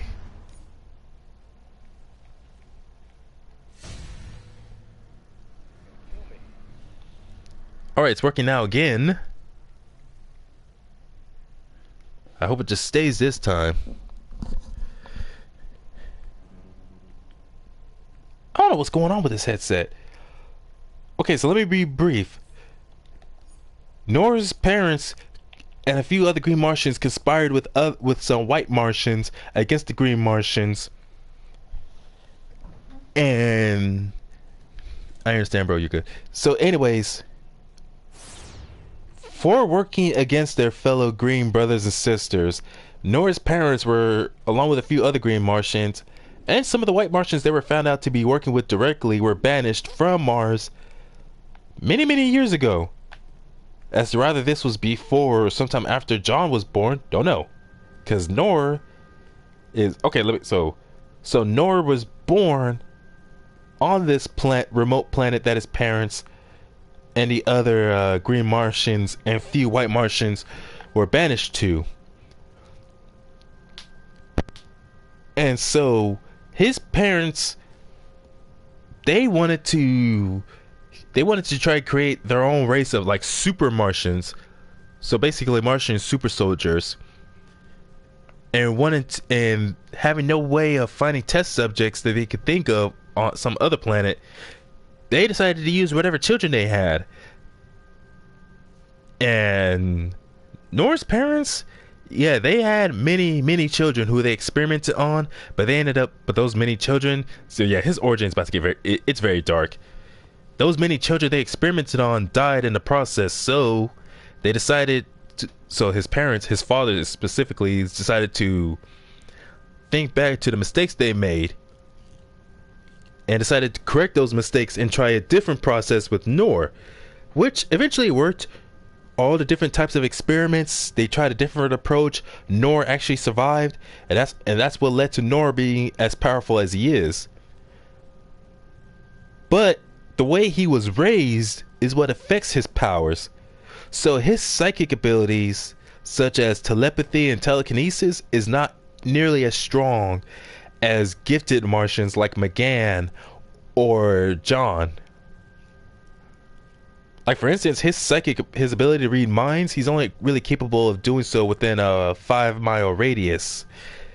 And there's only one person on Earth he's able to keep in contact with, and I'll get to that person in a moment. But his strength, his durability, strength, durability, stamina, and endurance are all far higher than any known Martian, especially even much higher than the likes of John, to the point where he's actually physically stronger than a base level Superman. Like, Superman would have to absorb extra sunlight directly from the sun to reach up to Nor's level. That's how strong Nor is. In addition to that, so while Nor's psychic abilities aren't as strong as, even the average beginner Martian has better psychic abilities than him. Because the way he was raised was, his parents wouldn't let him learn how to use his psychic abilities. He didn't know he had any. He thought he just had purely physical abilities. And they even limited how they would train or teach him to use his shape-shifting abilities. So he's a very excellent, very skilled, very well-trained hand-to-hand combatant, to the point where he could be potentially Wonder Woman's equal or superior in skill, while being superior to Superman in strength as far as base level. Again, that's like just Superman's base level, but if Superman goes and absorbs enough sunlight, then yeah, he's definitely catching up to and then surpassing Nor. Kind of ironic, I got a poster of Superman in the background right there. And also, it would explain some of Nor's unique abilities, the experiments his parents performed on him. Like, he can project energy from his eyes, optical blasts, just like Martians can. Only in addition to heat, he also can project cryokinetic and electrokinetic attacks. Something other Martians do not have.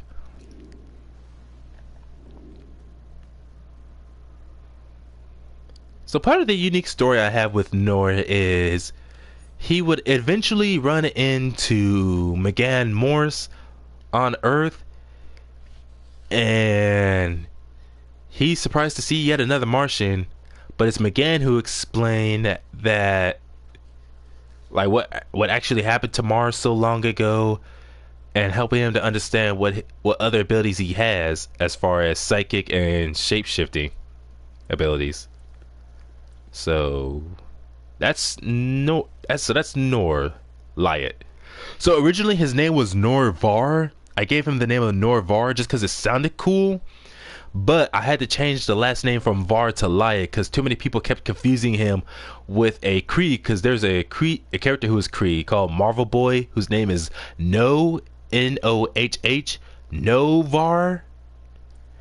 And I was like, man, I gotta change his last name so people don't keep making that same mistake of thinking he is a Kree.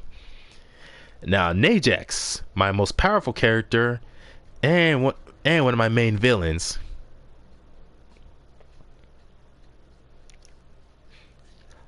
So the thing with Najax is that, obviously, as you can tell by looking at him, if this thing will hurry up and load.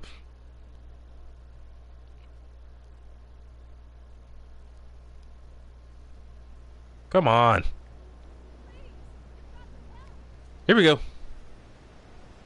I feel like this. So, Najax. Let me go to his base. So, like I said, he is a white Martian. But the thing about him is that Najax is actually a evil counterpart of Nor Lyot from another Earth. So basically from Earth 2. You know, originally I actually wanted to make Najax come from the same Earth as Superboy Prime, as a way of justifying how he's so as powerful as he is. So basically, while Nor Lyot himself is significantly stronger than base level Superman, Najax absolutely eclipses the likes of Superman and Nor combined. And unlike Nor, Najax grew up regularly on the Mars he's from of Earth 2 is just interesting. So all your characters are Earth 2 or just the last. No, just this one. Just Najax is specifically Earth 2. All the other characters I made them with the idea of if they were to exist in the mainstream or whatever is the main Earth that DC goes with. Because you know how DC likes to reboot their comics. Like whatever's considered Prime Earth or even Earth 1. But anyways, so Najax is from Earth 2. Only difference is... What, did they ever talk about Martians on Earth 2 that much? Anyways, so with Najax, he grew up just like any other Martians. In fact, Najax's Mars and Martian race, the white Martians and green Martians that Najax grew up around, actually, Prime Earth 0 is main Earth. Anyways, the Mars Najax knew was actually quite peaceful, where green and white Martians actually got along. And there was actually a difference between the white and green Martians besides just how they looked and acted, where the white Martians were physically more powerful, much stronger, better durability, endurance, all that good stuff. With the... Oh, weird, I thought I heard a big old noise outside. But the green Martians having superior psychic abilities. So for Najax's Mars, is like if a white Martian wanted to learn how to better train their psychic abilities, they would go learn from the greens. Same for the greens if they wanted to learn how to train to make themselves physically stronger. And Najax is basically that quintessential... Is that the word for it? Quintessential? Yeah, he was that quintessential example of... Dang it! Of simply being born or built different. Because again, white Martians on his Earth are already physically stronger than the green Martians. Martians. Combine that, he was already born abnormally stronger than other Martians his age growing up, and he just kept training and training ever since. He never stopped, making him the physically strongest Martian of his, well, not just of his generation, but in history. Only problem is that Najax is basically he's insane. He's crazy, to put it lightly. And I don't mean even Joker levels. In fact, if anything, he could be considered even worse than someone like Joker, or even John Jones's brother Malafak. Because he's not only a sadistic, murderous sociopath, but Najax is also a cannibal. He used to eat other Martians, including even white Martians. The only reason why he stopped going after his fellow white Martian brothers was because, well, his parents found out, and it especially horrified his mother. So for his mother's sake, he swore to never go after another white Martian ever again, or he'll never taste white Martian flesh. Only going after green Martians. But this was all. But by the time people found out he was a cannibal and someone who had no problem committing mass genocide, creating chaos. By the time they already found out about him, he's already so well trained, so strong. So it was already impossible to stop him. So they couldn't banish him from Mars because he was just too strong. He just ended up leaving Mars on his own.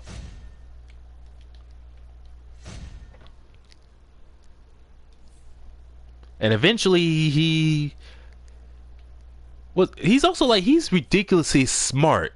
he actually managed to develop technology that would allow him to travel not just across the universe at quick speeds, but even the alternate universes. He discovered a portal technology that would take him to other universes easily. Wait a second. Oh, that's for the Brainiac headpiece. There we go.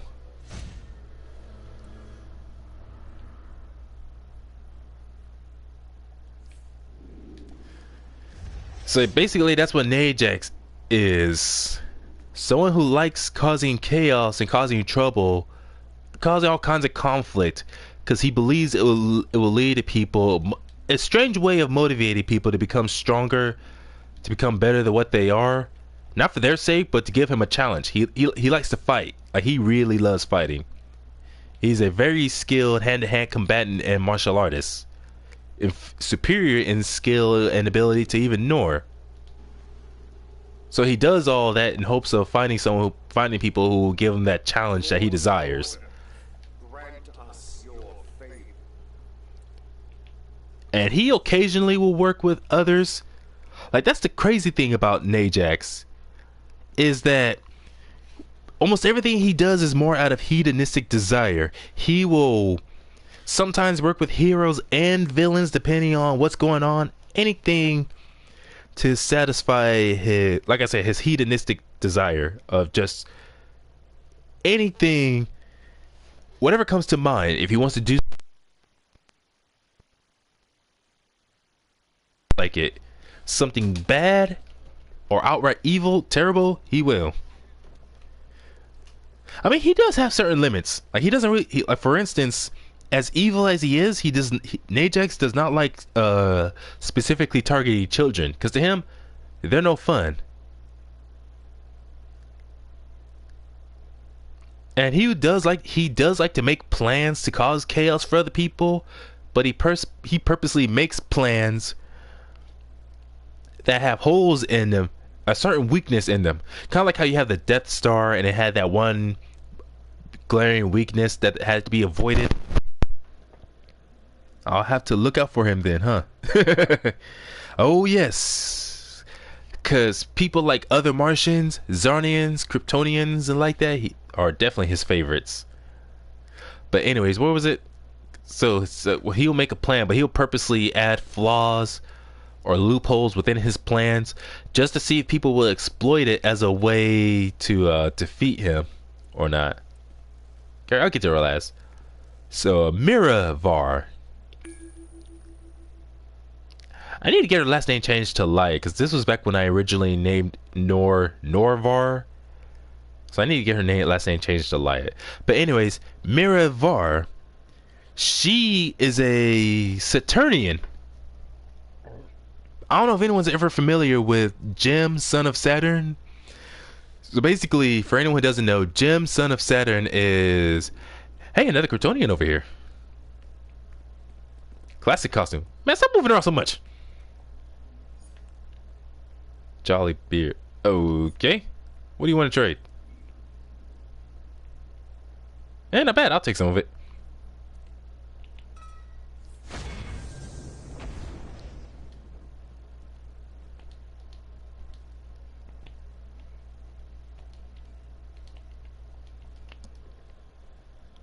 I'm on though. Yeah, I know that's not you. Your character is your character actually named Superman with the two N's? So basically, your YouTube name and your character's name, one of the same, something like that.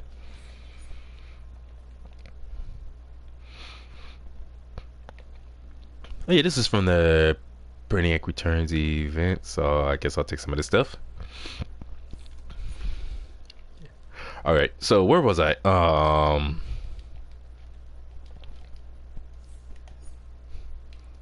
Oh yeah, so if anyone who's not familiar with Saturnians are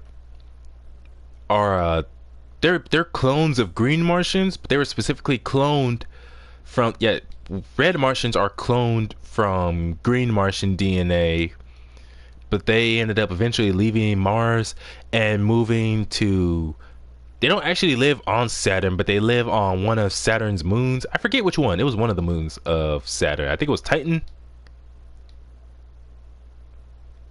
So anyways, one of the moons that orbits around Saturn, that's where the Saturnians live, with Jim being the being a prince who eventually became king of the Saturnians.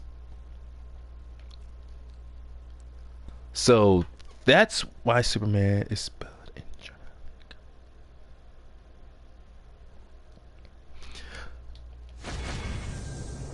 Or was I? Oh yeah, so Mira here is, she's a Saturnian. That's all really there is to it. Hence why she looks like a Martian, but she has red skin. And for her, that object, that gem, if you want to say, on her forehead, is how she's able to concentrate her psychic abilities. And you know, I'm just gonna get rid of this.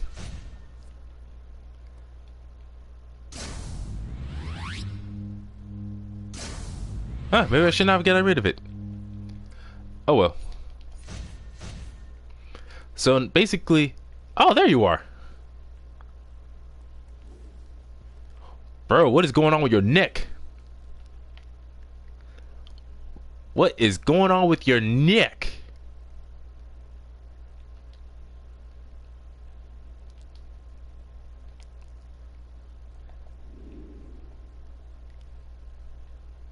Your neck huge, and it got veins in places I didn't know were possible. It's the chest piece. I know it's the chest piece, but it's like it's obviously colored to look like skin. Still, man, you're walking around with that massive neck. The face of evil. I gotta remember to get my character's level up high enough. But anyways, where was I? Oh yeah, so Noor at one point was traveling around the Earth's solar system, and ended up what was it? He heard from someone. I don't know. How about this? It's like, yeah. So hey, bro, Kryptonian genetics. So anyways, Noor was flying around one day, and he heard about the Saturnians. Let's see. So basically, Jim made his way to Earth. McGann, one of Noor's friends, ended up meeting Jim when she went to the watchtower, and Jim was there. And McGann told Noor about it.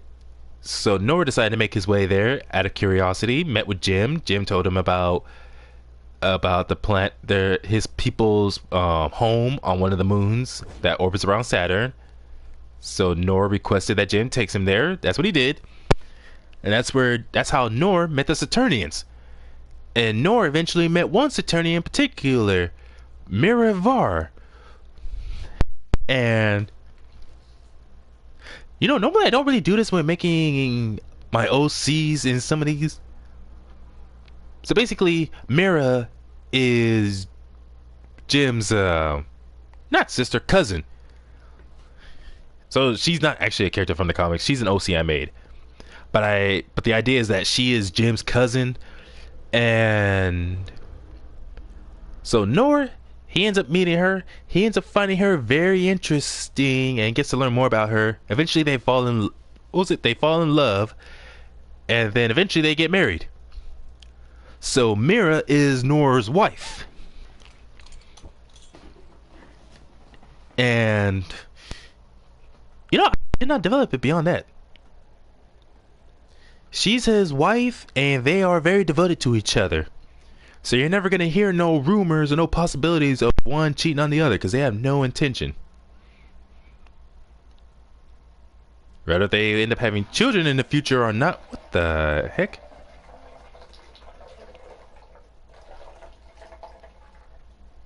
Huh, let's be them dang hooligans. Or it's probably the cats making that noise.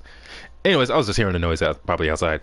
But Anyway, so she is Nora's devoted wife, and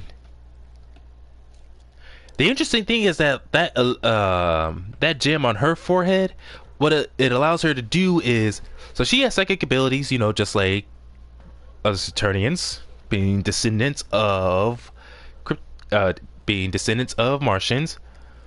But with that headpiece she has, allows her to channel unique psychic energies, allowing her to fire electrical blasts. Hey, what the heck? Ah, man, I accidentally changed her moveset. Dang it!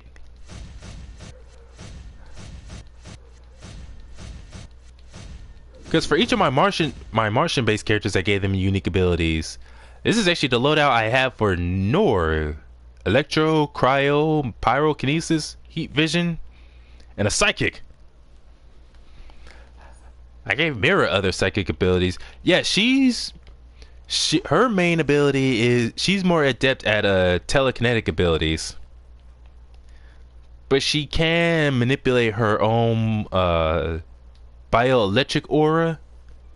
Actually, I don't know how many Martians have that, or even know of that, the bioelectric aura. But anyways, she's nowhere near as strong, nowhere near as fast or as skilled in hand-to-hand combat. She's still skilled. She's very well trained herself, just not as much as Nor. But since she didn't grow up with the type of trauma that Nor did, she has superior telekinetic and overall psionic abilities for the most part.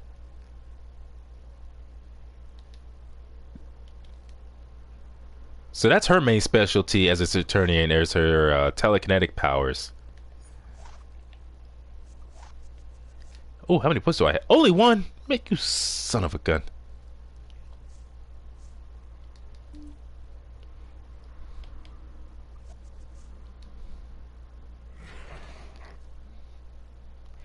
Alright, now, who's the next one I want to talk about?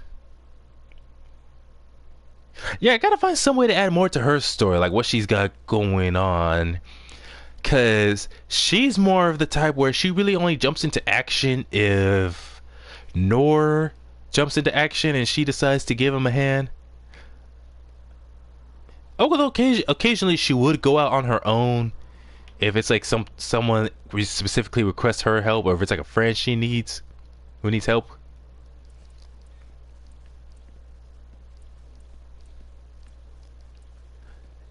You know, I haven't actually thought of an origin for Snow Owl quite yet. Not yet. Carrie writes in, one of my longest running characters, another one of my favorites.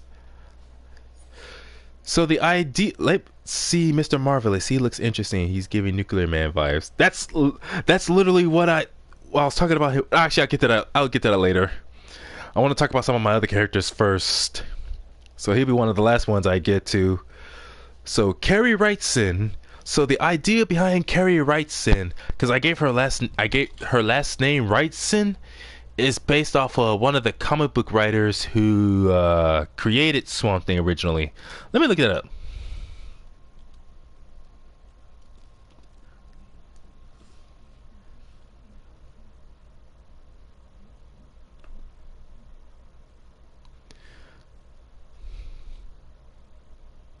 The heck is all this on my screen? Yeah, by writer Lynn Wayne and artist Bernie Wrightson. So yeah, I took the last name of Bernie Wrightson and gave it to Carrie. So no problem. I might be in long though. I gotta handle a few things with friends soon. Yeah, and I gotta get going soon too, because I wanna fit. So I'm just gonna finish up talking about my character's origins, and then I'm gonna head off, go down to the grocery store, come back later, make me some dinner, and then come back to this. So Carrie, the idea was, so if anyone who knows, because I know a lot about Swamp Thing and his origin, especially Alec Holland, his wife, Abigail Holland, aka Abigail Arcane. But anyways, so anyone who knows about Swamp Thing knows that he and Abigail had a daughter named Tayfay Holland. But I was thinking, what if Swamp Thing had another daughter? What if instead of just one daughter, just Tayfay, Abigail gave birth to twins? Or maybe not necessarily like okay, what's the term for it where you have two children but they don't exactly look the same?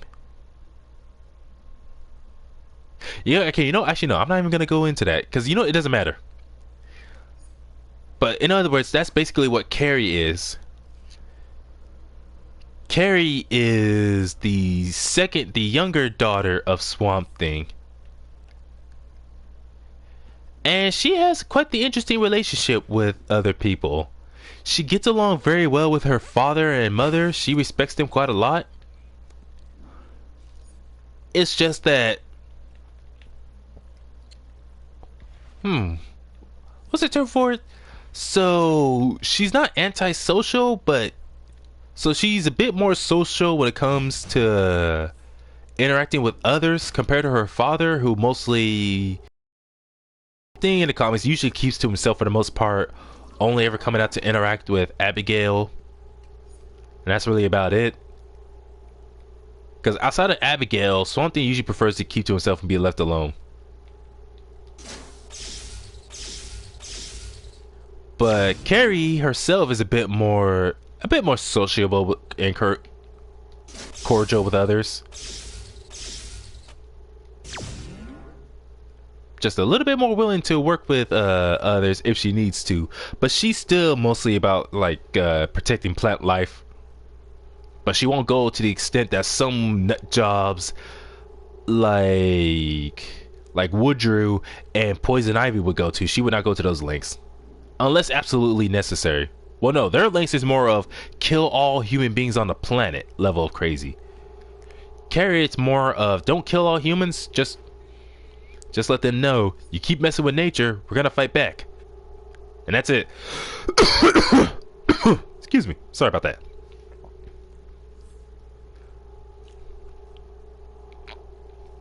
Now, what was the other thing I was gonna get to? Oh yeah, so she occasionally works with other people, like the Teen Titans, the Bat Family, whatnot, letting her father handle much of the bigger threats while she takes care of more of the smaller things. But also, one of her issues that comes with being the daughter of Swamp Thing is just having to interact with people like John Constantine. In other words, people like Constantine or Batman, whose whole idea with Carrie is how to use her, where they're literally like, okay, Swamp Thing's not available. Whoa. Swamp Thing's not available, so let's go get his daughter. She's usually doesn't mind working with humans as much. And she cannot for the life of herself stand Constantine and his antics. She doesn't hate him or despise him. She just finds him very annoying. Where she's like, I can see why my father is not very fond of this man. Of course, she wouldn't say it as nice like that. She'd be all like, man, fuck, F that guy, Constantine. I still gotta watch my language. So that's basically what it is with Carrie.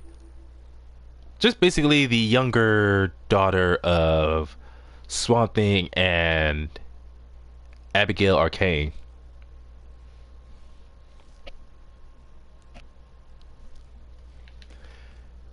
Correa, another one of my favorite characters. So Correa, she was originally a woman who was living in Africa, but then she got kidnapped by an organization so secretive they don't even have a name. Some people, like those who work for them, just refer to it as a shadow complex or shadow corporation. Again, that's not the actual name because they don't have a name, because that's how they keep from others being able to find out about them so easily. That's just what some of the employees working for them calls it. So this organization kidnapped the woman basically erased all her memories and had her experimented on. Only the exact specific department she was sent to where they experimented on her, it was a part of their organization that belonged to a man who I forgot. I gave this particular scientist who works for this organization, I gave him a name. I forgot. Anyways, he's a real sicko, a pervert even, and he calls his organization, no, not his organization, he calls his specific part of the organization where he experiments on people, he calls it his pet shop, because he specializes in gene splicing. It's just that for him, his particular favorite is mammals, especially felines. And that's what he did with Korea. For some reason, there was something about that woman, that young woman from Africa who was kidnapped and sent to his department. After all her memories were completely wiped, so she wouldn't even remember who she was or her own past. She was sent to his pet shop and had her DNA spliced with a lion. And he sought to make her his grand, what was it?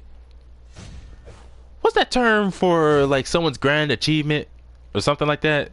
Like another term being like what was it? Magnum opus? Magnum opus? I think that's the word I'm looking for. Misguidance. Hey, not a bad look. Anyways. So not only did he splice her DNA with that of a lion, giving her animalistic traits, she also was given, oh, I keep forgetting she's part of the league. She was also given strength. So her main abilities is primarily strength, superhuman strength, durability, stamina, and endurance. Those are her main things. She does have some abilities that were increased, like enhanced, let's see, her hearing, her smell, her sense of smell, and her eyesight are also enhanced. But it's mainly her also she has superhuman acrobatic abilities, but it's mainly her strength and her durability that carries her in battle, and her stamina and endurance. There's gotta be like fewer words I could use to describe all that instead of just repeating all that. So basically, the best way to put it, anyone here who knows of Titania from Marvel Comics, She-Hulk's rival. So basically, her approach to combat is kind of like that, using brawling tech. So basically, she's a brawler with skill, relying on her strength and durability. So she's definitely not some dumb muscle like Mammoth. So basically, kind of like imagine Titania, but if she had feline traits like Cheetah.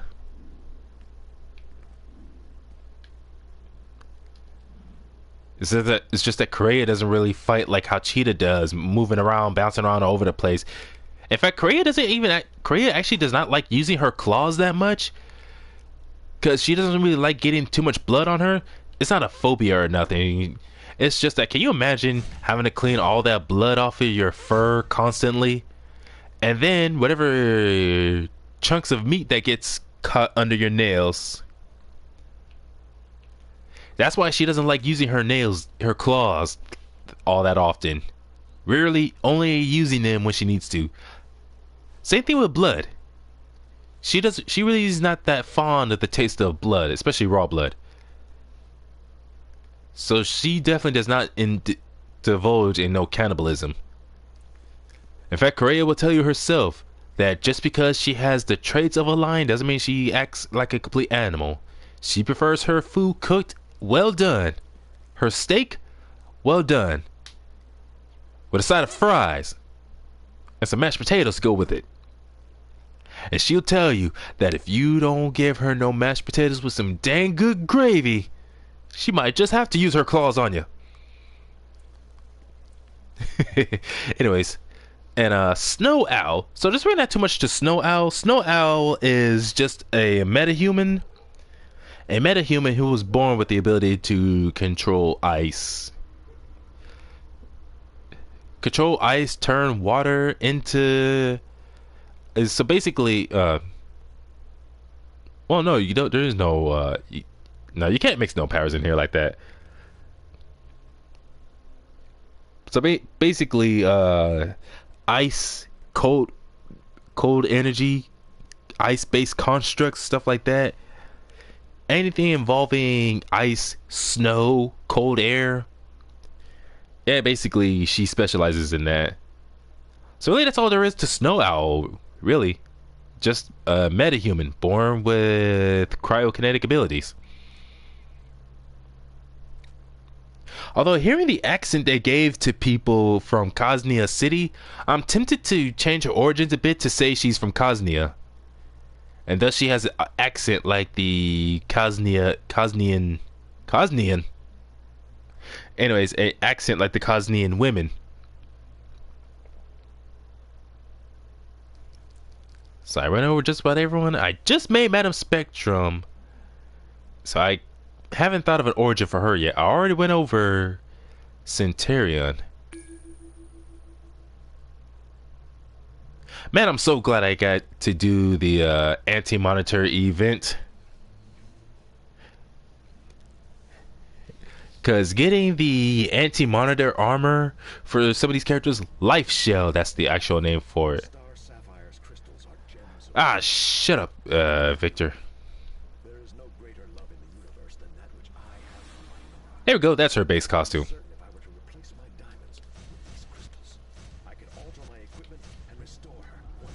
But yeah, sometimes I change the colors of her costume around, where I'll make it yellow and blue instead.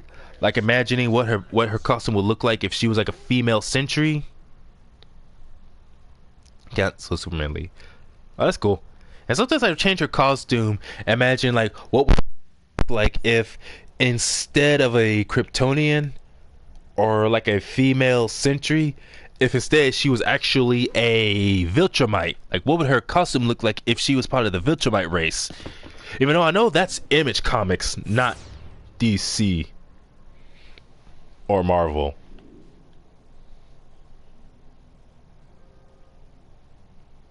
But yeah, I already talked about Centurion. How she was a Kryptonian who made her way to Earth eventually. So actually, the timeline for Centurion, for her, it would be... For her, it would be after Superman came to Earth, but before Supergirl arrived. But again, she was captured by the government where she landed and was kept in secret for many years. So it wasn't until eventually after Supergirl made her way to Earth and made her debut as Supergirl that eventually Centurion was found by Lex Luthor and a few members of the Legion of Doom and was finally released.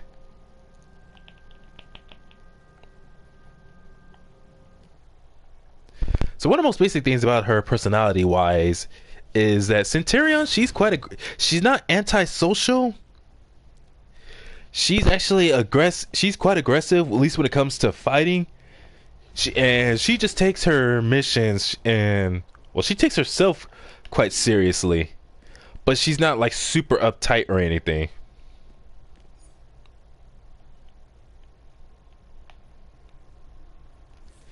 But is definitely not the type to tolerate any blatant disrespect from anyone.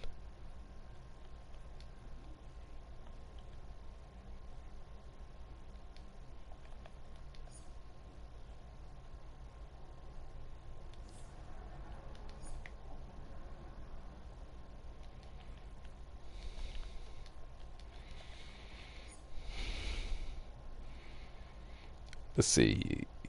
Guys, blue make her a bit more. Yeah, no, I think I'll keep it orange like that. Although sometimes I do mess around with the colors of her costume to also kind of make her look like a female version of Hyperion. So she's from Prime Earth, Earth Zero. Yes. So basically, the only character I have as being from an alternate Earth, like Earth 2, is Najax.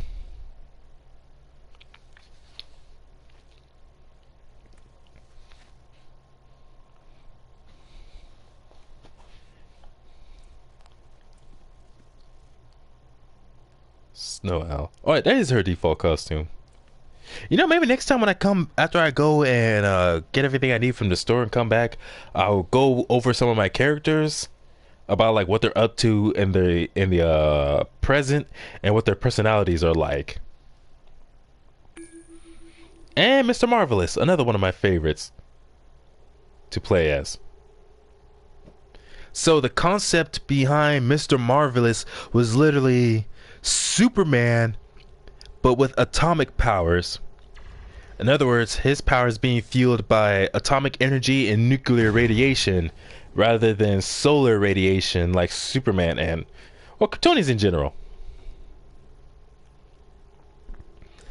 Because like almost every other so-called Superman type almost has a gimmick. Especially all the various so-called Superman types from Marvel Comics, like Gladiator, aka Calark, Blue Marvel, Sentry, and Hyperion. Even though Hyperion, but see, power and moveset wise, Gladiator and Hyperion are the more blatant, at least Kryptonian types. With, hey, another Kryptonian right there. With Hyperion being the absolute Marvel Superman.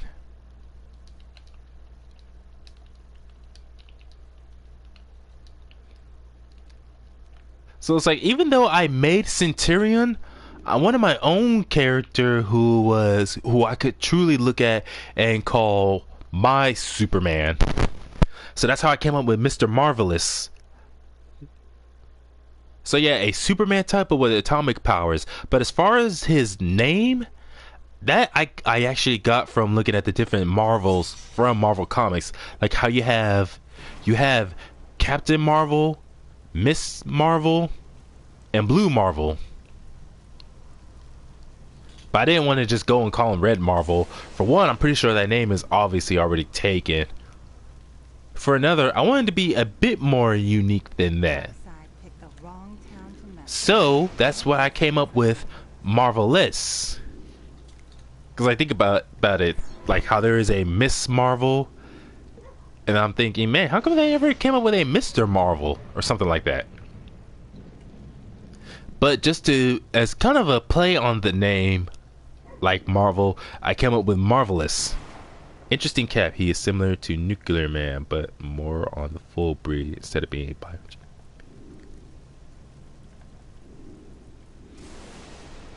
Yeah, one of the origins I am considering is the idea of Mr. Marvelous actually being from Apocalypse.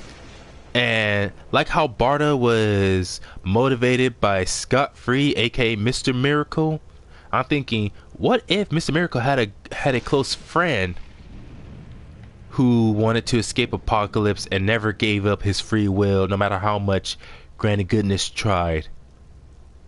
Only he was actually better. He actually hid his rebellious nature from the likes of Granny Goodness. He only pretended to fall under her control, compared to Scott, who was more blatant about it.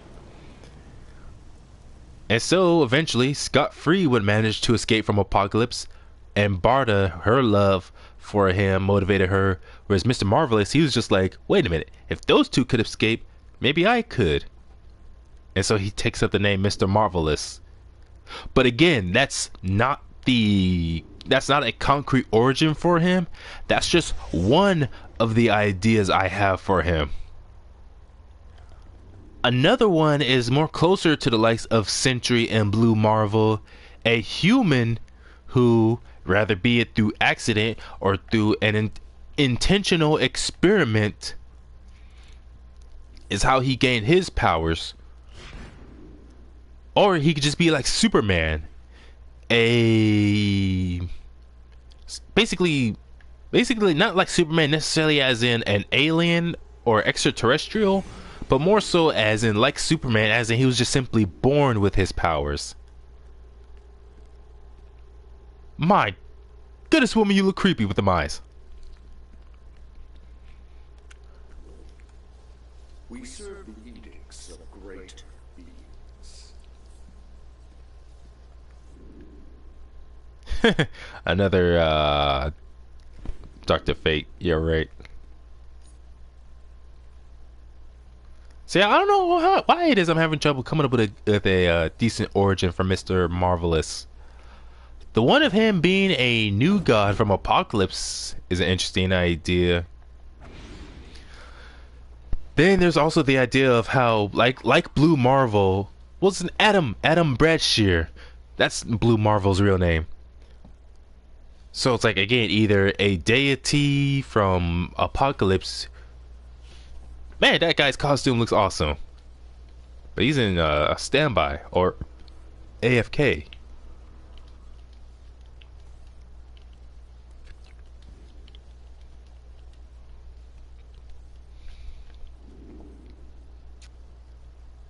Okay, so it's Starwalt top and bottom, Naboo's Chosen for the cape, Letterman V for the emblem. I don't know what the boots are, but I know the gauntlets or the arm. Dang dogs! I know the arm or the wristbands are sixth dimension Kryptonian, but I do not know what the waist piece is. May I give a suggestion for the origin? I might have to charge you for that, Superman. No, I'm just kidding. Go ahead.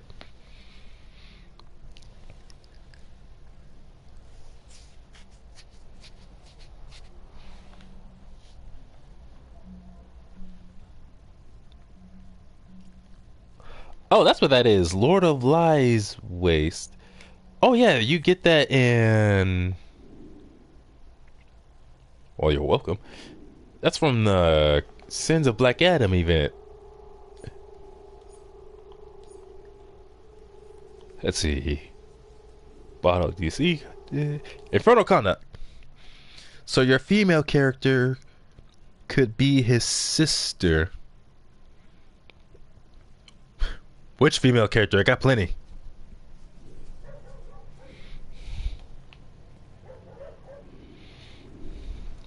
Wait, you mean to tell me I never started this event with Mr. Marvelous yet? Dang it!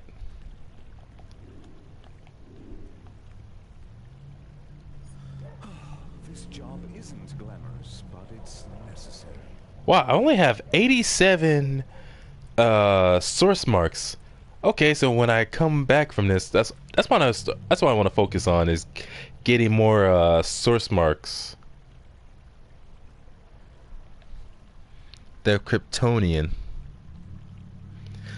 that came with her to Earth but was separated by landing.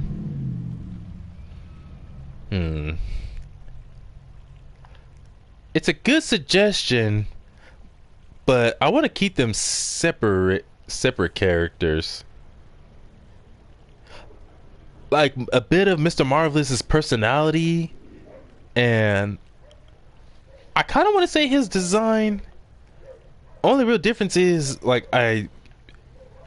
basically the idea for his appearance, especially his skin color, I actually based off of myself. Of course, this was before I started letting my hair grow out the way I did. So my hair doesn't quite look like that anymore. I wonder if I can make that cape work.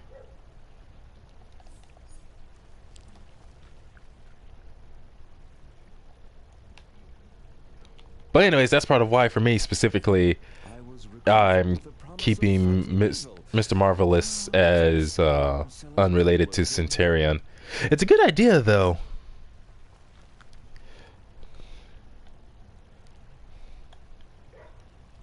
Although actually, when I think about it, the only times I've heard of a black Kryptonian is really only like Kryptonians on alternate Earths. Like for instance, do I want to buy any of this stuff? Nah, I'll get it later. But it does look cool.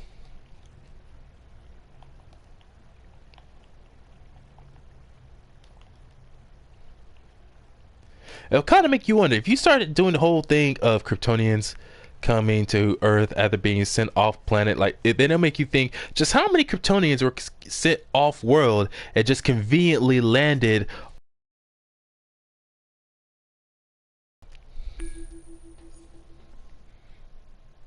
Is an example. Yeah, but that, like I said, Val Zod. Let's see, Val Zod, and there was other like Black Superman, but they were always from like other Earths. And then you have other Superman types, but they're like either from different comic book lines or different comic book companies in general, like Icon. I don't know, there's this weird thing that DC keeps doing with Icon and Static Shock, where one moment they're part of the main DC universe, next they're not part of the main DC universe, but part of what they call the Dakotaverse. I don't know why they keep doing that. Like, why not just let Static stay part of the DC universe? Like, don't you already own the character? Why do you have to keep going back and forth like that? Like, you're just confusing yourselves. And you're confusing comic book readers.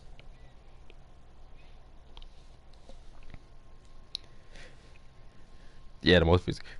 What right now? What do you mean right now? It's always been crazy. And it doesn't help how with in a way like DC rebooting their characters after each new Crisis event. I think that serves as more of like a double-edged sword. Where on the one hand, that means that anyone who's grown up with a certain generation of DC Comics has to relearn the characters all over again and find out about their new origins. Yeah, we could make some mayhem together. Whereas it could help bring in new readers, like whatever the new generation they're preparing for. That generation will have their version of whatever Superman or other characters to grow up with. For me, I've been learned to accept that these constant reboots from DC, they're always gonna be a thing. My only problem is when they do their reboots too frequently.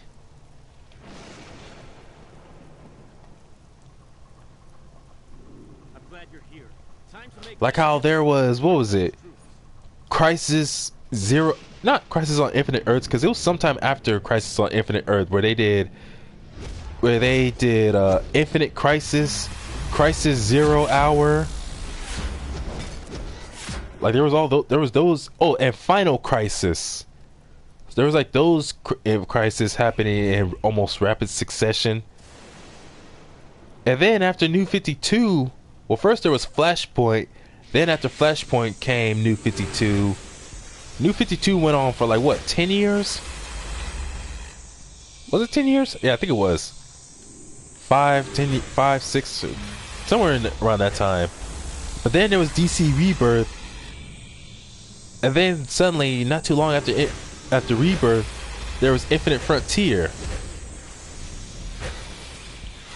And then after Infinite Frontier, they went back to just calling it DC.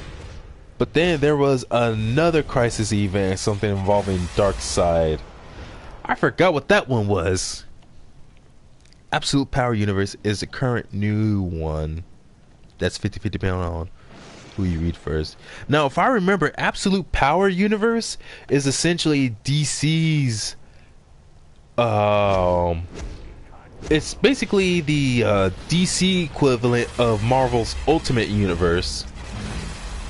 Like how with Marvel you have the main universe, then you have the darker, edgier Ultimate Universe. So that's what the Absolute Universe is. Absolute is the again, it's DC's Ultimate Universe. Darker, edgier characters being more brutal.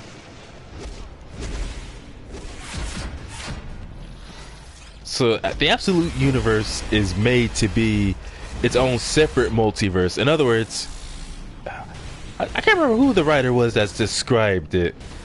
They described it to where you have two sets of multiverses. You have the first multiverse that's more positive, revolving around Superman. Whereas the Absolute Multiverse, the Absolute Universe is a multiverse that revolves around Darkseid, around negative energy.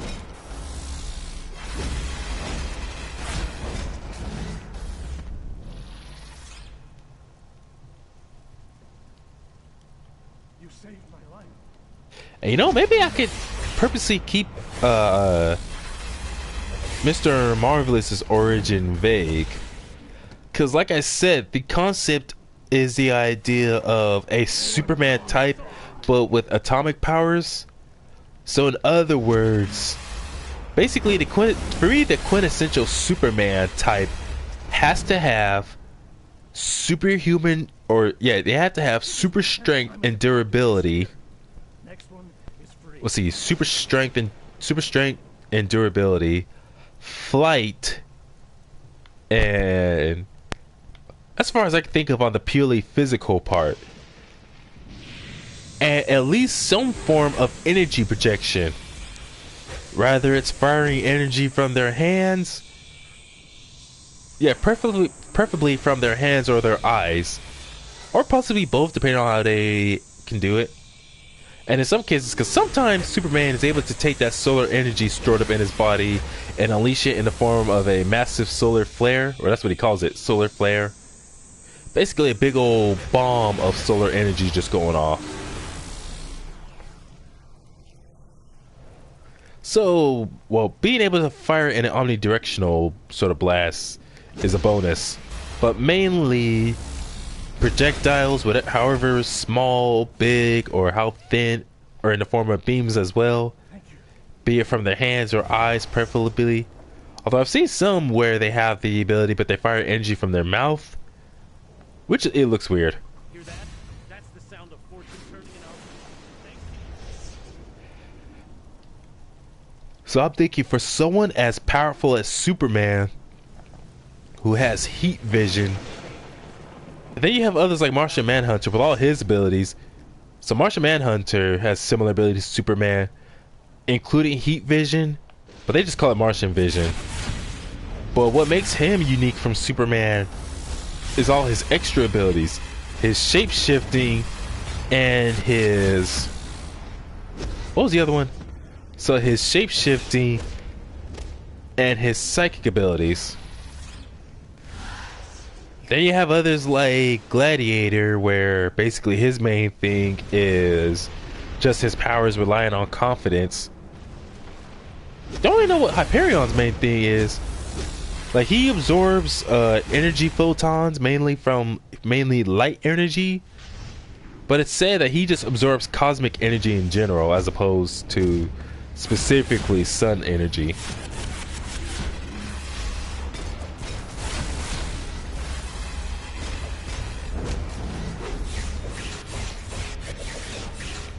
So basically I gotta stop starting my sentences with basically so much. Anyways, Mr. Marvelous, his unique gimmick is, yes, like I said, its ability to control and manipulate atomic energy and nuclear radiation, so atomic nuclear power. Wait a minute, isn't atomic just another word for nuclear, or a type of nuclear energy? So I looked up stuff like nuclear fission or how nuclear energy works, and one thing I found out is that the process for how the sun fuels itself is a process similar to nuclear fission, or was it fusion? Fission? Yeah, nuclear fission. So technically, Mr. Marvelous, if he ever needed to absorb extra power, could technically go directly to the sun. and directly absorb energy from it. Not actually gain power through sunlight like Superman, but literally like fly into the sun, or at least get close enough and directly absorb those solar particles.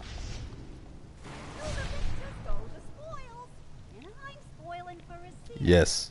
What? Yes, as in the sun's process is nuclear fission. Yeah, that's pretty cool. So technically, that would be more energy sources Mr. Marvelous can pull from. Only difference is that technically the process so basically his body is like a walking, talking, breathing nuclear power plant. His energy resupplies itself. Ah, dang, they got to it first. Orange Silverwing. Hey, that looks kind of cool, actually.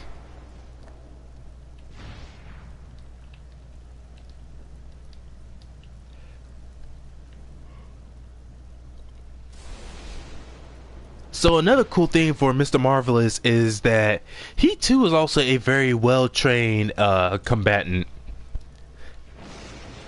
Primarily with boxing. Like he grew up no, not just learning boxing from his dad, but he also took boxing classes from teachers. He watched all kinds of boxing matches and even competed in boxing when he was growing up. Yes, for atomic and nuclear being the same thing technically, but it's technically different in a sense. Yeah, if I remember, nuclear energy, or nuclear energy is more of a broad term, whereas atomic, if I recall, is more of a specific sort of thing. I guess that's the best way to put it. What time is it? 7:44. Excuse me. All right, so a little less than 20 minutes, and I'm gonna head out. But like I said, I will be back possibly like before, yeah, sometime before 10 I will be back. What'd I get? Bandana.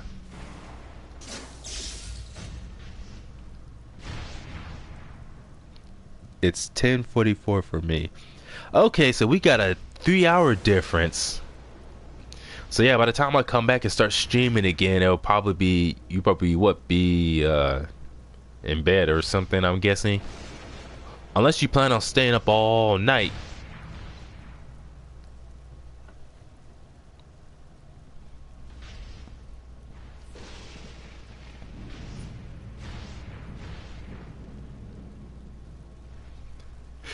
Whew, now what was I gonna do? I was gonna change this into, want to change the white? Wait, what the heck? Ah, stop confusing me.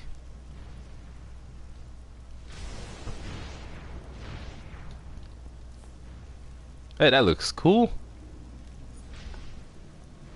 I'll probably still be on, but I'll probably be getting off by the time you get back, depending.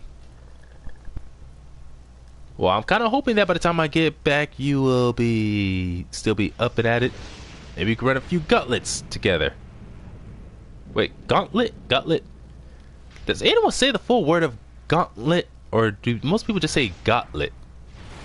That's almost always how I keep pronouncing it.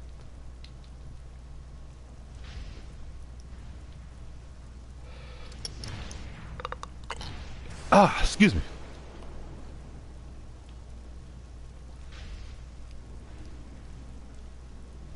Ah, sunlight.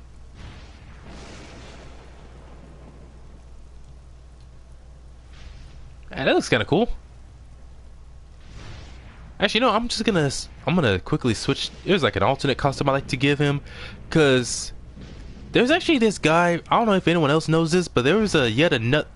So the so-called no Marvel type Superman, or Superman types from Marvel. Oh, I just confused myself. There's at least 4 recurring ones. There is Sentry, Bob Reynolds, Gladiator, Calark, Blue Marvel, Adam Bradshear, and Hyperion. Sometimes Mark Milton, sometimes Marcus Milton. Marcus Milton, the Hyperion with the black costume, the black and yellow, the most recent Hyperion. He's actually my favorite out of the different Hyperions.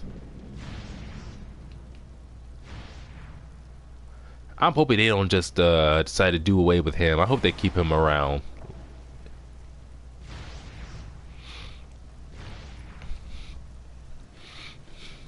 Go back to that. I like the black and red look.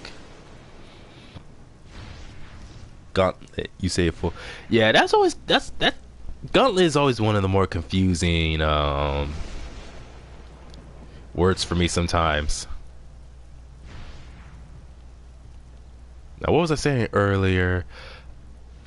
Oh yeah, so those are the main Marvel Superman, but there was another one who showed up briefly in Marvel, but he actually got killed off like permanently. Like I don't think he's ever going to be coming back. His name was Zoran, aka Sun God,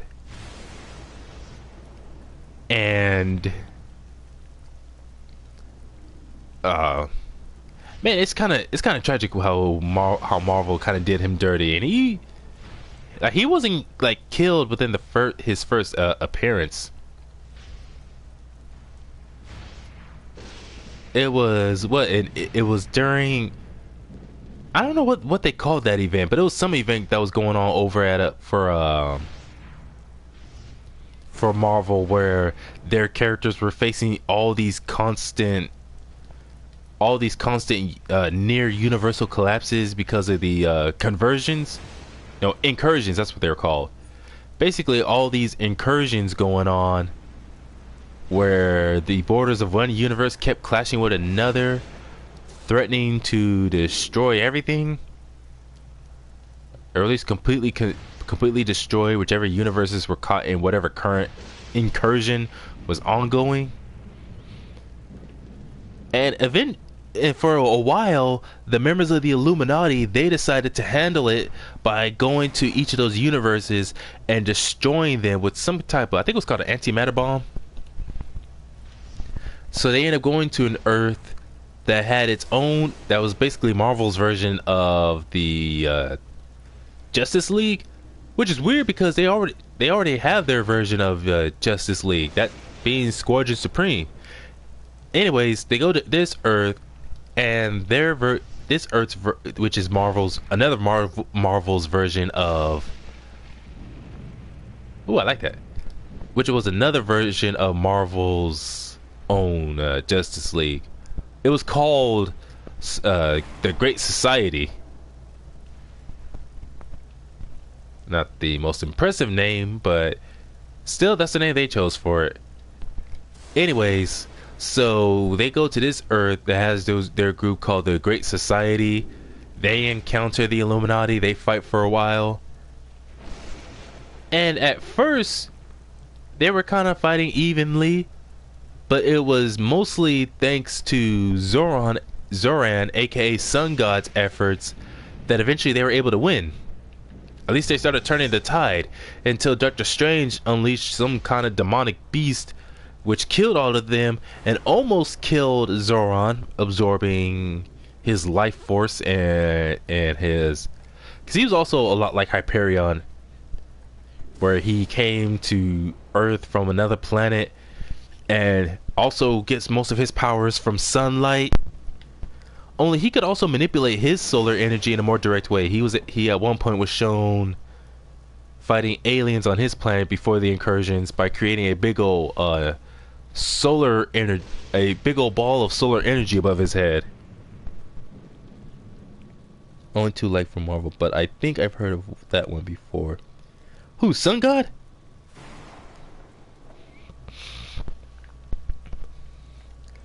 But anyways, where was I? So Sun God, like Gladiator and Hyperion, had the same basic powers as Superman of flight, strength, durability, super speed, and optical blast. He could not project energy from like his hands, like in a way, like he didn't really have like any extra exotic abilities like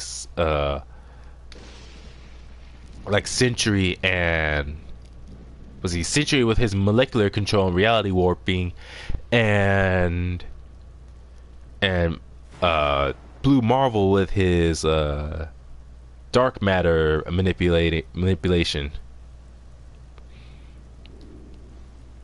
Although, like I did say, the one thing that made him unique from those two, from Gladiator and Hyperion, was that he could take the we'll see. No, I meant Hyperion, because Hyperion also gets his power from solar energy, but Zoran could take the solar energy stored in his body and use it to create energy. We'll see, big old spheres or balls of energy to directly hurl at his opponents, which was pretty cool. Something to make Sun God unique. But he was only like in a few issues that he appeared in before he was killed off. And I was like, dang, I really liked his costume too. His costume was cool. And just overall a cool character. And I remember how there was at one point where he was like doing some, I don't know what it was. I don't know if it was reminiscing or if it was, I don't know. It was one issue he was in where he was one of the main focus, and it showed him just contemplating his actions, why he became Sun God, why he does what he does, and how he admits to understanding that everything in the world has a time to live and a time to die. Everything dies, but life, the world just moves on. That's how it always is and always will be. There's no change in it. It's like, man, you don't really see Superman go into deep thought like that. Like, he does think about things, but doesn't really think about how, no matter how much he wish it wasn't so, everything in the world, the way the world is, everything's gonna have its time to die, while others and other things just move on regardless. Like, that was pretty cool of them, giving him character depth like that. But anyways, his costume was similar to what I have for what I got Mr. Marvelous wearing right now. This is only temporary though. Is kind of similar to what he had.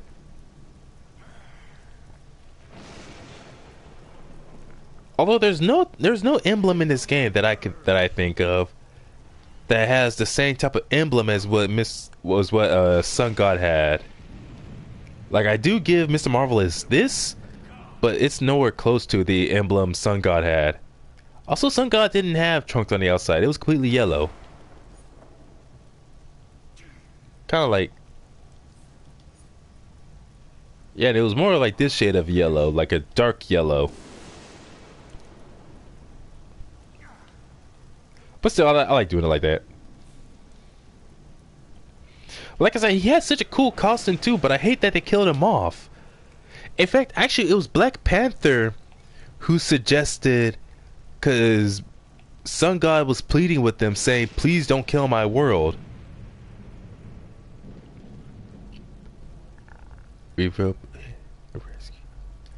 Oh, let me do that real quick before I hop off. I think I'm seeing a pattern here. Let's discuss this at the pub. So he was pleading with them not to kill his world, but Black Panther was the one who offered him to save himself and come with them to their Earth, only for Sun God to refuse, saying he would rather die with his Earth instead of abandoning it.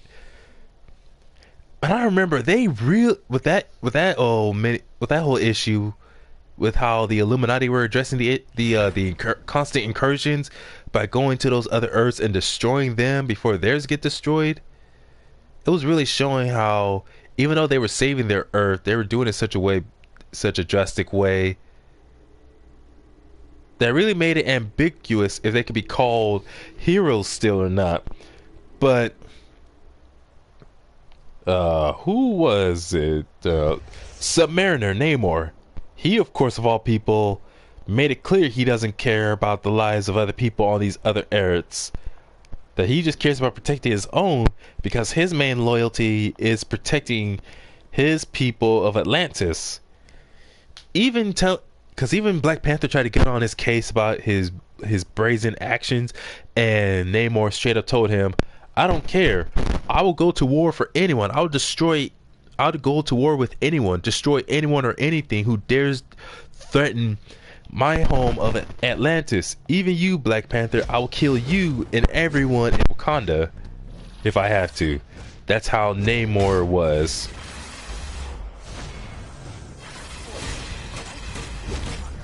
like, man, they really wanted you to hate Namor, even though Namor already has plenty about him to hate. Like his dumb obsession with the Invisible Woman. So in addition to that, that's why when later in that issue, it turned out that the Great Society, they had their own version of Dr. Spectrum. Only that Dr. Spectrum was a woman. I don't think it was ever revealed who she is or what she really looks like.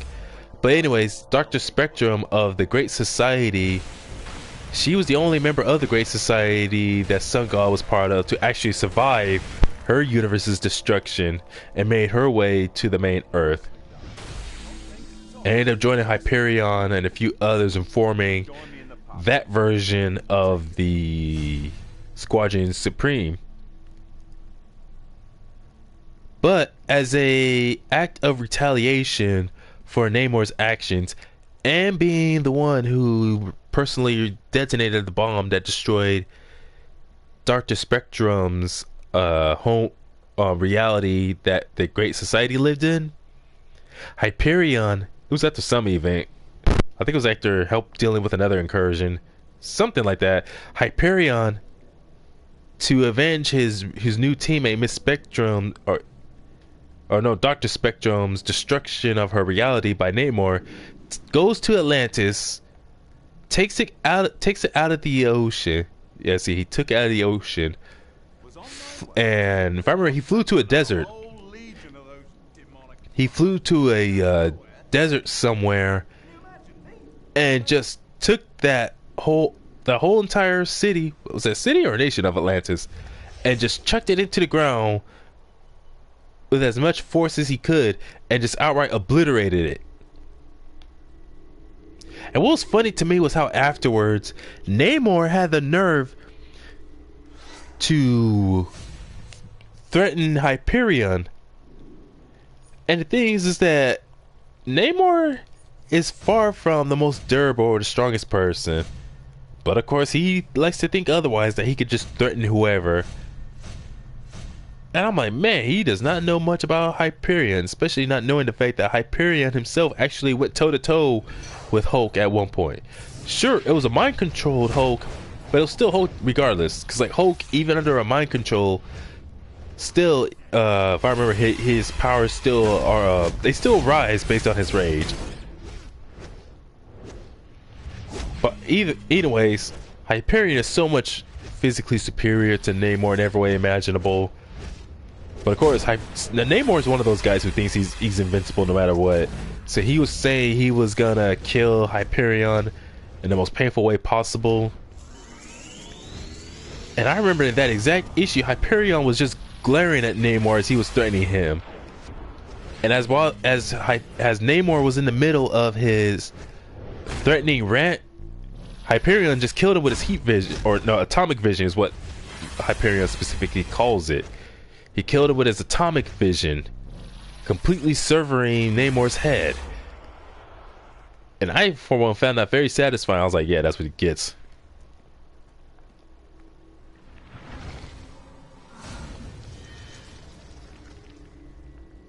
So that's always one thing about Hyperion, that in a way kind of similar to Gladiator, both are willing to use lethal force when necessary. It's just that Gladiator is more likely to use lethal force more so than Hyperion, whereas Superman will try to avoid it if he can, depending on the person. Like, be it power wise or ability wise, or at least just personality wise, as well as with a different type of costume. Every Superman type needs some kind of gimmick to them. So I didn't feel bad about what Hyperion did to Namor. Namor really did bring it on himself.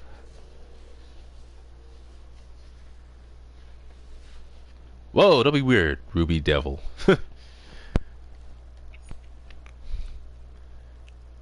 Sweet, I'll do this after I get back.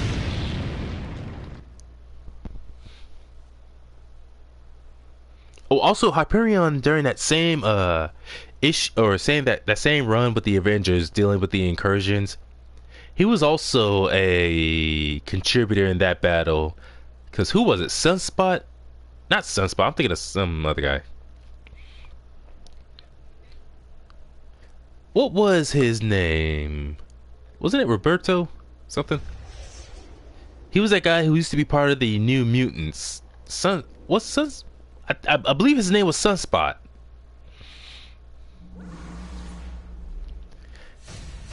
Anyways, he gets together his own team of Avengers, and they go around they're going from Earth to Earth, from one universe to the next, trying to find out the cause of these incursions. And he recruited the likes of Thor, Hyperion, among others. I have no clue to be honest. Anyway, so he recruits his own Avengers for the purpose of finding out what it is that's causing all these constant incursions. So they actually managed to find the source of the incursions, and eventually various people working together, they managed to stop, I think it was like, what was it, the Beyonders? A bunch of Beyonders who were behind it, and they managed to stop that. Thus finally putting an end to all those constant incursions. Which is something the Illuminati themselves should have done. But no, all they did was just go from universe to universe, deploying antimatter bombs in order to destroy those Earths, killing all those other people from each of those Earths immediately. Which is like, I get you need to protect your family and friends back home, but there was members like the Great Society who resolved to ending the incursions peacefully. And if I remember, it was said they were successful a few times until Illuminati came, killed all of them except for Dr. Spectrum, because she survived. But basically them killing however many innocent people just to protect their own.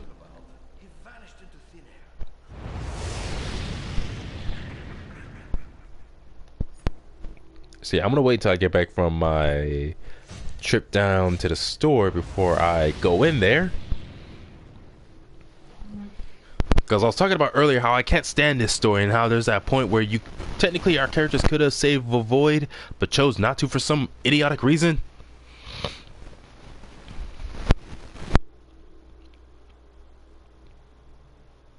The heck is going on in my chat right now?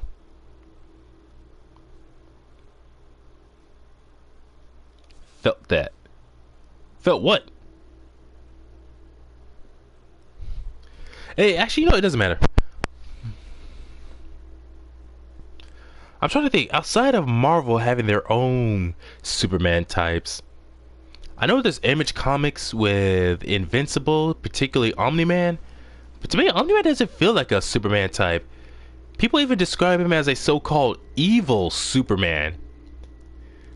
And I'm thinking, it's like, I don't think you can call someone like Omni-Man evil for what he did, because he was just serving his people, the Viltrum Empire. But it was because of the influence of his wife and son that he did manage to redeem himself. So it's like, you can't even really call him an evil Superman. He was just loyal to his people, like General Zod.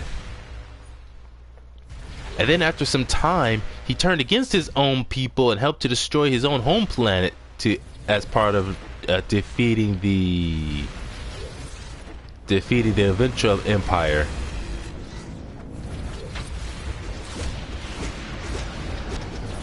Or farting. Oh, you dork! You would give yourself a stupid name like that.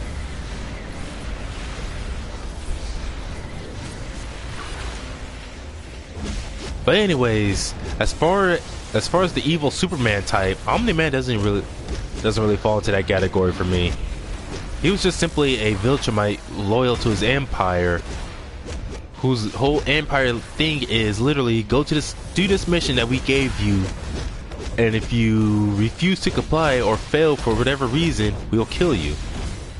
So it's like, it's either go to Earth and prepare it for invasion, or be killed. But again, eventually he turned on the Viltrum Empire and chose to fight alongside his son, even though it did eventually get him killed. Yeah, he's more of a Zod, but people like to compare him to Superman a lot. Yeah, which is crazy because actually when you think about it, personality-wise, they're nothing alike. Even when he decided to become a legitimate hero, fighting alongside his son, that was still more so wanting to get back at the Viltrum Empire, and as a also out of loyalty to his son, not because of really thinking, oh, all life is precious, I want to protect everybody and fight for everybody. Like, no, not really. That wasn't his whole thing. And he's like the bare minimum of what you can call a Superman type. Truly a definition of a flying brick, because he has the strength and the speed, the durability. He just doesn't have any... He has no energy projection. No Viltrumite does. But yeah, also like you said, Superman, he's more of a Zod type than a Superman type. And again, not evil. He was just loyal to his people, while also being under the threat of being killed if he failed. But then eventually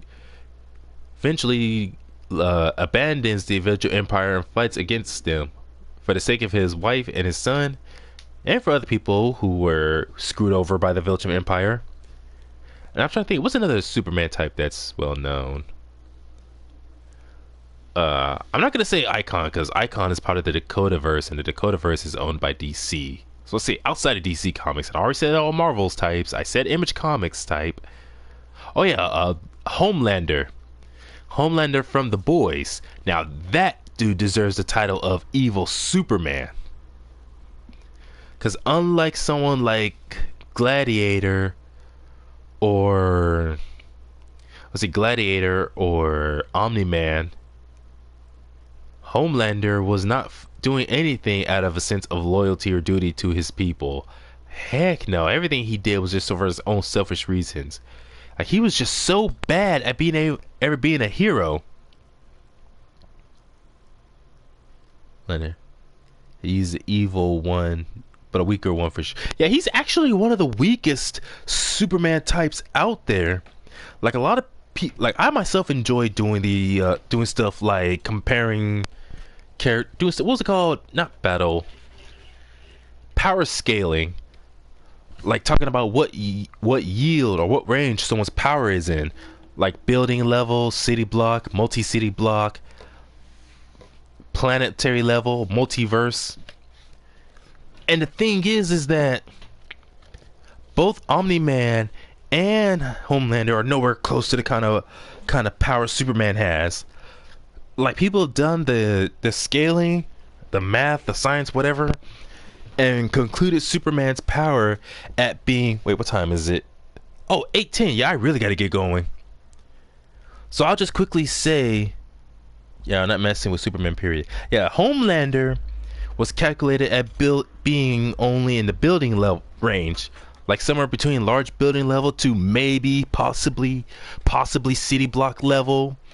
Omni-Man only described as multi-continent, because it took him and two other Viltrumites around his level to destroy the planet Viltrum, and even then, that the planet was already destabilized by someone else, so it was already at the point of collapse.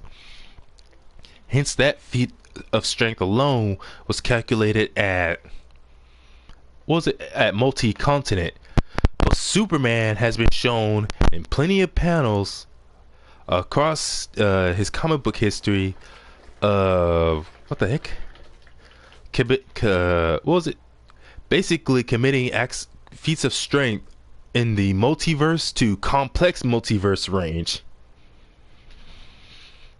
So for all of his arrogance, Homelander is not even anywhere close to that. And then you have others like Hyperion. The most powerful, I'd say the most powerful, or at least the strongest version of Hyperion would be Marcus Milton, the black suit Hyperion, who was shown able to hold his own and fight against not not like highly enraged Hulk, but more of like Hulk who's been enraged to an extent, and Hyperion was able to exert enough force to beat Hulk back into Bruce Banner. Yeah, he was under a mind control by some woman, but still, he was shown punching hard enough to cause Hyperion of all people to bleed.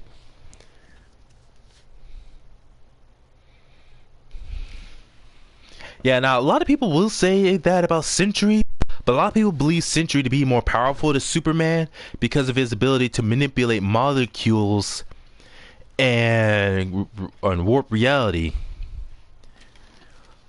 So I'm thinking something like that could make him more powerful, but as far as strength, I believe Superman's still the stronger one. Like, absolutely. I have not seen Sentry do, like, I can't remember seeing Sentry specifically do any feats of strength that alone would put him in the multiverse.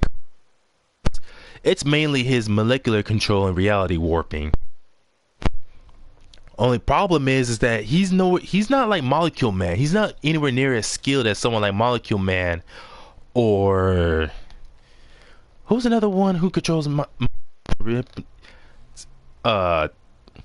Manhattan. Dr. Manhattan also has molecular control to an extent and has insane power that allows him to warp reality, mess with time however he chooses,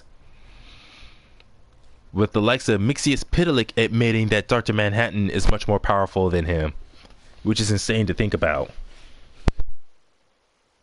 Anyways,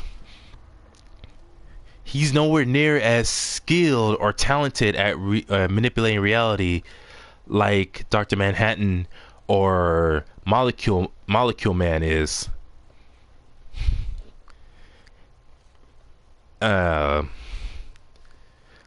So let's see. So Superman could take advantage of that. He could take advantage of Sentry's lack of skill with molecular control, and how often the reality warping is more of just, it just happens in random moments, and even sometimes without him even really thinking about it.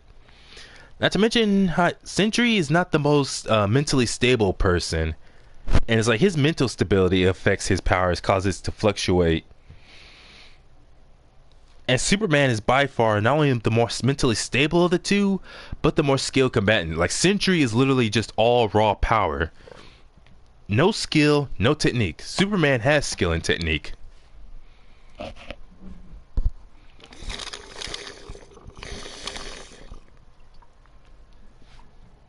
What is it, 8:15?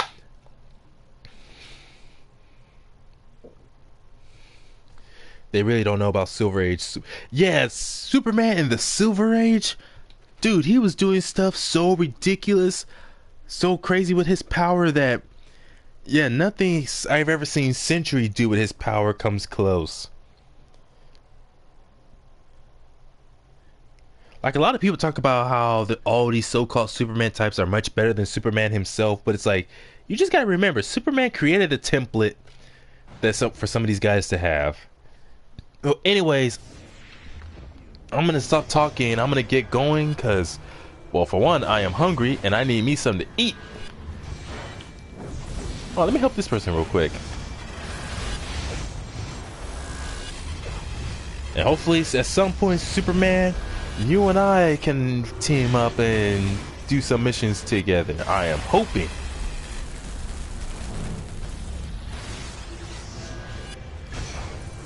That was fun.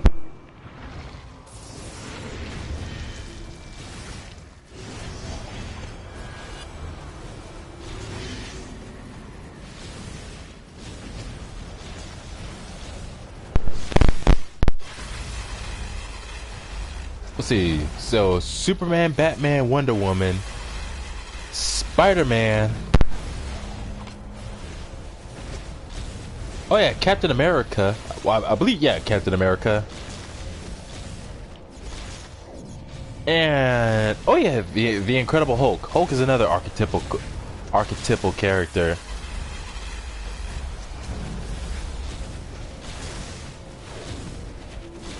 You know, that's actually something I want to talk about at some point later on. talking about the different types of gamma mutates, and which one personally I would probably choose to be if I were to become a mutate. I'll be down for it. Alright, so like I said, I'm gonna go to the store, get what I need, then come back and get back to streaming this again.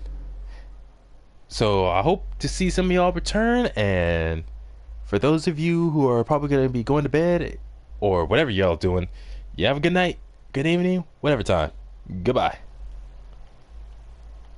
Here we go.